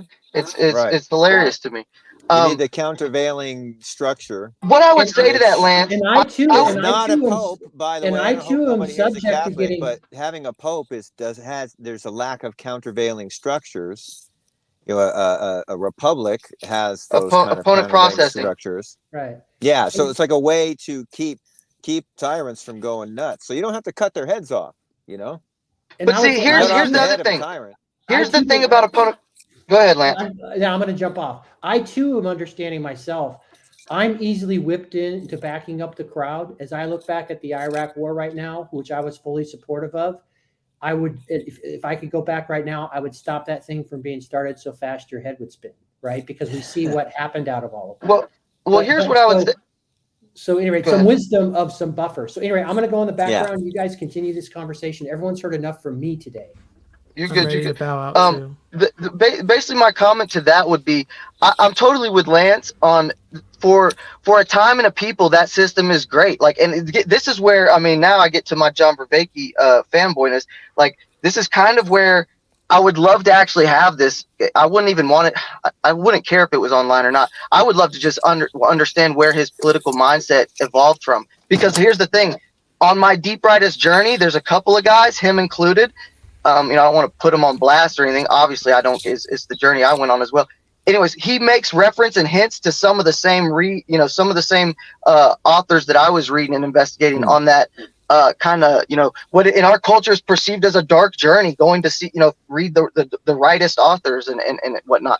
But what I would say is that there's a wisdom too of Aristotle and of de Maistre that there's a time and place for a certain government for a certain people, and all that nostalgia of looking back on opponent processing of a democratic republic, the three-tiered the three leveled system of our government, like that all seems nostalgic for me when the same guys that were boasting that and promoting that also said, hey, this has to be a Christian and super virtuous culture. Like, right. if you think that pirates can come into this constitution, you totally misunderstand what a constitution is. You totally misunderstand what laws are, and you totally misunderstand the power and the potency of this system. And so that's kind of where I would say with it. Well, I think I'll make this my last statement, and I better go. Okay. I think your two kingdoms paradigm Two worlds mythology. Two worlds. Thank you. I Two still worlds don't know what that mythology. means. Well, I think I have. Well, I'm taking it in my own direction. Whether I'm understanding it correctly or not. There's a heaven and an earth. Yeah. All Okay. right. Okay. I get that. So yeah, that's how I took it. And there's a way to be. In the there is you agree, because there is a heaven and earth. There is a way to be on the earth. Correct. Amen. All right. The problem that we face is that when tested, and most of what we live in today, this generation, whatever her age, has not been tested as previous generations of Americans have been. Now, there are places elsewhere in the world where they are being tested severely, where you don't, where you have to do hellish things to keep hell at bay. Amen. And I'm one of those people who say, yeah, doing the math, Hiroshima was probably the best of all possible uglinesses. Our government's doing hellish things every day. Well, but right I'm now. talking about living, you making that. See, this is the difference. I'm saying you're the pilot on the plane. What do you do? Yeah. Okay. I have family members doing it, but I'm like the princess in the pea of the kingdom that's actually an empire destroying like villages and stuff. So I'm getting I'm reaping the benefits of the winning side. We are. And there is a benefit. There is a benefit to being on the winning side. Very often in life, it's when this is the Hobbesian side of this whole thing, right? It's eat or be eaten sometimes. Mm-hmm. That's why people squeeze through the fence to get through this horrible, shitty country. Yeah. You know? Utilitarianism versus Christianity is also another great way of describing the two worlds mythology I was describing. That's a great insight Luke just showed up. Okay. I don't that on the other hand, okay. What do I do? 60-year-old Parker. What do I do? Well, as I mentioned, think you're doing it. I'm too feeble to be a soldier in the real world. I'm no good. My days of fighting the commies and the Nazis are well behind me. Bunch of Nazis, right? My job here and now, and you can take this from a kind of India. You have a right way of being in the world. The same thing, and I think China has a similar concept. Mm-hmm. You have stages in life. Well, I'm at the end I'm heading towards the end stage, right? And my end stage is to be encouraging and supportive of you younger people, because you have families to build and a world to continue and to improve and cultivate in as best you can. Yes, sir. It's not for me to gin you up to go fight some war that I can't fight anymore. I'm here to support you and your children and do that as best I can. So, man, it seems like it's the opposite of most elderly today, though, Mark. I didn't mean to interrupt you. It's a problem, and I think there's a favorite pastor of mine. He's long since passed. Said he had a prayer. He always said, "God, help me grow up before I grow old." Amen. And I think if we got a lot of oldsters out there who still think that they've got a whole future out there ahead of them, and so they're fighting to keep what they've got, when in fact what they should be doing is shedding as much baggage as they can, so they can be active and supportive of their children and grandchildren and great grandchildren. Not any particular party, but just like especially the Senate, but the Congress. To me, it's like what you're saying right now, and Parleto, what you were saying. It's like that when I see them and I hear them, I'm just like, man, you guys are sinning so much. COVID was a perfect exemplification. And that's another one. I wasn't going to go there, but it's just like. I don't want to go there either. It's like surrender. What is the fight? And the fight is not to keep stuff. I really liked Peugeot's talk at ARC. I don't know if you guys saw Yes, ARC stuff. yes, me too. And Me everybody's too. like, we gotta figure out a way so more people are rich and the underclass, they're whatever this and that. It's like, oh yeah, that's all really good, But it's like, I just felt like, I would have liked to have the camera facing the other way to see the looks on everybody's faces. Like in the Academy Awards when somebody drops like a rough roast or something, and they're like, "Oh my god!" Yeah. I would have loved to see that because it's just like what's the fight? As a retiring soldier, what's the fight that should have been fought? And the fight it's spiritual warfare. It's me.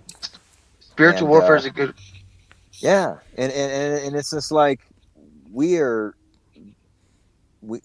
I'm holding this phone, which is one of the chief devices to distract me from spiritual warfare and get into should I put on a mask to signal I'm with the mask wearing people, or should I put on a mask so I can throw Molotov cocktails at some police station without getting arrested?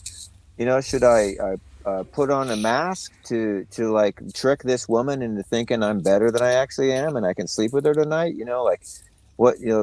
Basically it's everybody's like, they're not even telling the truth to themselves, and they're all totally engaging all this stuff that's like destroying themselves, destroying everything around them.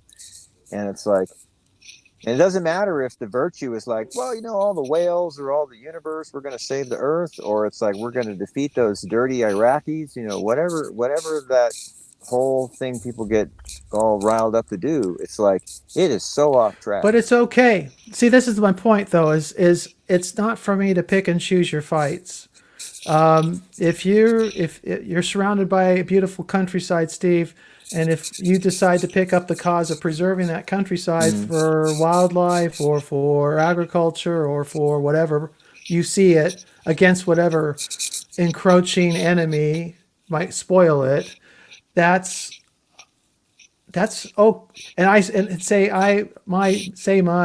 pension is invested in a hedge fund that's invested in the mining company that's going to destroy that greenery behind you. Okay, I kind of have to hold both, right? I need my pension, right? But at the same time, you need so I'll let it go need an economy and support you to do what you're doing. Like this area, that will probably become condos, or at least like $1 million houses or something like that relatively soon. And it's like, yeah, it's more traffic. We'll probably have to get another stoplight. There's like 2-3 stoplights in my town. Have to get more stoplights, blah, blah, blah. There won't be parking, But it's like, I also do need an economy. So we could like not allow anything to happen in like a case. Two worlds again. We're back to two worlds. Say, you guys are not allowed to log anymore. Now nobody has a job. Now everybody's doing meth. Well, no, I want to bring back up the two worlds, because this is actually kind of going to another aspect I didn't get to incorporate earlier. Is and I'll bring up Strauss again for shout out to Kale who enjoyed it. It comes down to it sounds real basic, but it's super abstract. It comes down to, I think there's been and we can again kind of trace it to that Machiavellian move. To the realpolitik, and McMo was absolutely right with tracing that further into Nietzsche when Nietzsche completely turns in man's will as only a tangible powerful seeking entity. He has totally lost the participation with the transcendent at that point, right? That's the super Protestantism that he's bathed in. That's the disembodied, desacralized Protestantism. He's totally removed participation. Where you're coming from now. But so my point with that is that you can take that all the way now, and to see that this is where, and this is, let me do the perspectival thing. This is where I made the shift to Christianity. This is where I said, oh, what I'm trying to do is pay attention, give my time and effort into my Christian community locally, and this whatever this online thing is that I love and adore, that we're doing now. And so it's that I think there's been a shift from the two worlds. Is we have a split in our population. Our population believes in this bottom level, this realpolitik, this money, this mammon realm, where I'm wanting to look at the ancients, the wisdom of our ancestors, the wisdom of my Christian community, the wisdom of what TLC loves to talk about is these transcendentals, these heavenly abstractions, these things worth striving for that we know we will never get, right? And so it comes down to the good. It comes down to Leo Strauss says all policy is based on better policy or worse policy. Whether you want to choose a better policy or whether you want to avoid a worse policy. And better and worse are predicated on the good. And so at that moment, this is why political theology is such a beautiful notion. It's why Pete over at Strange Theology is on the money with what he's doing. He's finding theology percolate through all these different weird aspects and vectors of life. It's like, yeah, the enchantment's coming back. Theology is striking back. And so my point with that is do you think that me and the average leftist, I mean, I just identified as a former deep rightist, do you think we have the same abstraction and conception of the good? We do not. We're so far from the good that it's this whole there was this horrible movie. I cannot believe I spent money to watch it. Do not spend money to watch it. It was terrible. The Civil War movie. Which one? Which one? The most recent one. Brand new movie. Movies. I watched The Critical Drinker criticize. Yeah, shit on them. Okay, yeah. They rarely make a good Civil War movie. But my point is, there is a don't promote me. There's a grain of truth that those horrible filmmakers were focusing on, is that there's a tension of we're not the same nation. Like, right, politics is supposed to be, this is what I was touching on with Lance earlier, like a ideal state or a nostalgic looking back on our system is that, yeah, when we have the same vision of the good, opponent processing works. But if we don't have the same vision of the good, we're in adversarial stances. And so we're either destroying the policy or the progress that you and your administration and your beliefs have moved for, or we're completely contradicting them. If not, it's not moving in tandem. It's not this triangulation towards the good because we don't agree on the good. Right. So, like you said, we're not one nation, and I agree. Yes. I read a book called American Nations. There's other people who have the same material out from their research, and the theory is like they're defining what the nations are in our continent and in our federal system. And to me, that first of all, it's data backs it up, like their theory about how it happens and whatever, but definitely the theory of like there's different groups of people and they are totally different culturally, blah blah blah, absolutely true. And that's, here's my promotion of the federal system that we've got, the states' rights kind of federal system thing that we have. It's like with like the EU, the French and the Germans and the Spanish, like they will not agree on right and wrong, and so an EU is potentially helping prevent war between them all, but it should not become a centralized controller. And that's unfortunately what's happened with our federal government. It's a central controller. So like the hillbilly moonshine makers in Appalachia are subject to, the New York bankers. And it's like, that they're like, no, we don't want that sector of the economy to flourish. We don't want that style of lifestyle to flourish. We want our way. Well, and these other people are like, well, I don't want to be held back by them, so I'm going to use the levers of the federal government. And that's, I'm not saying like we need to like repeal all this. And I don't think that's ever going to happen. I need to repent, and like Mark's saying, if people are going to try to ruin my field out here, like what's justice and right from me as a Christian to like try to hold on to versus let go of.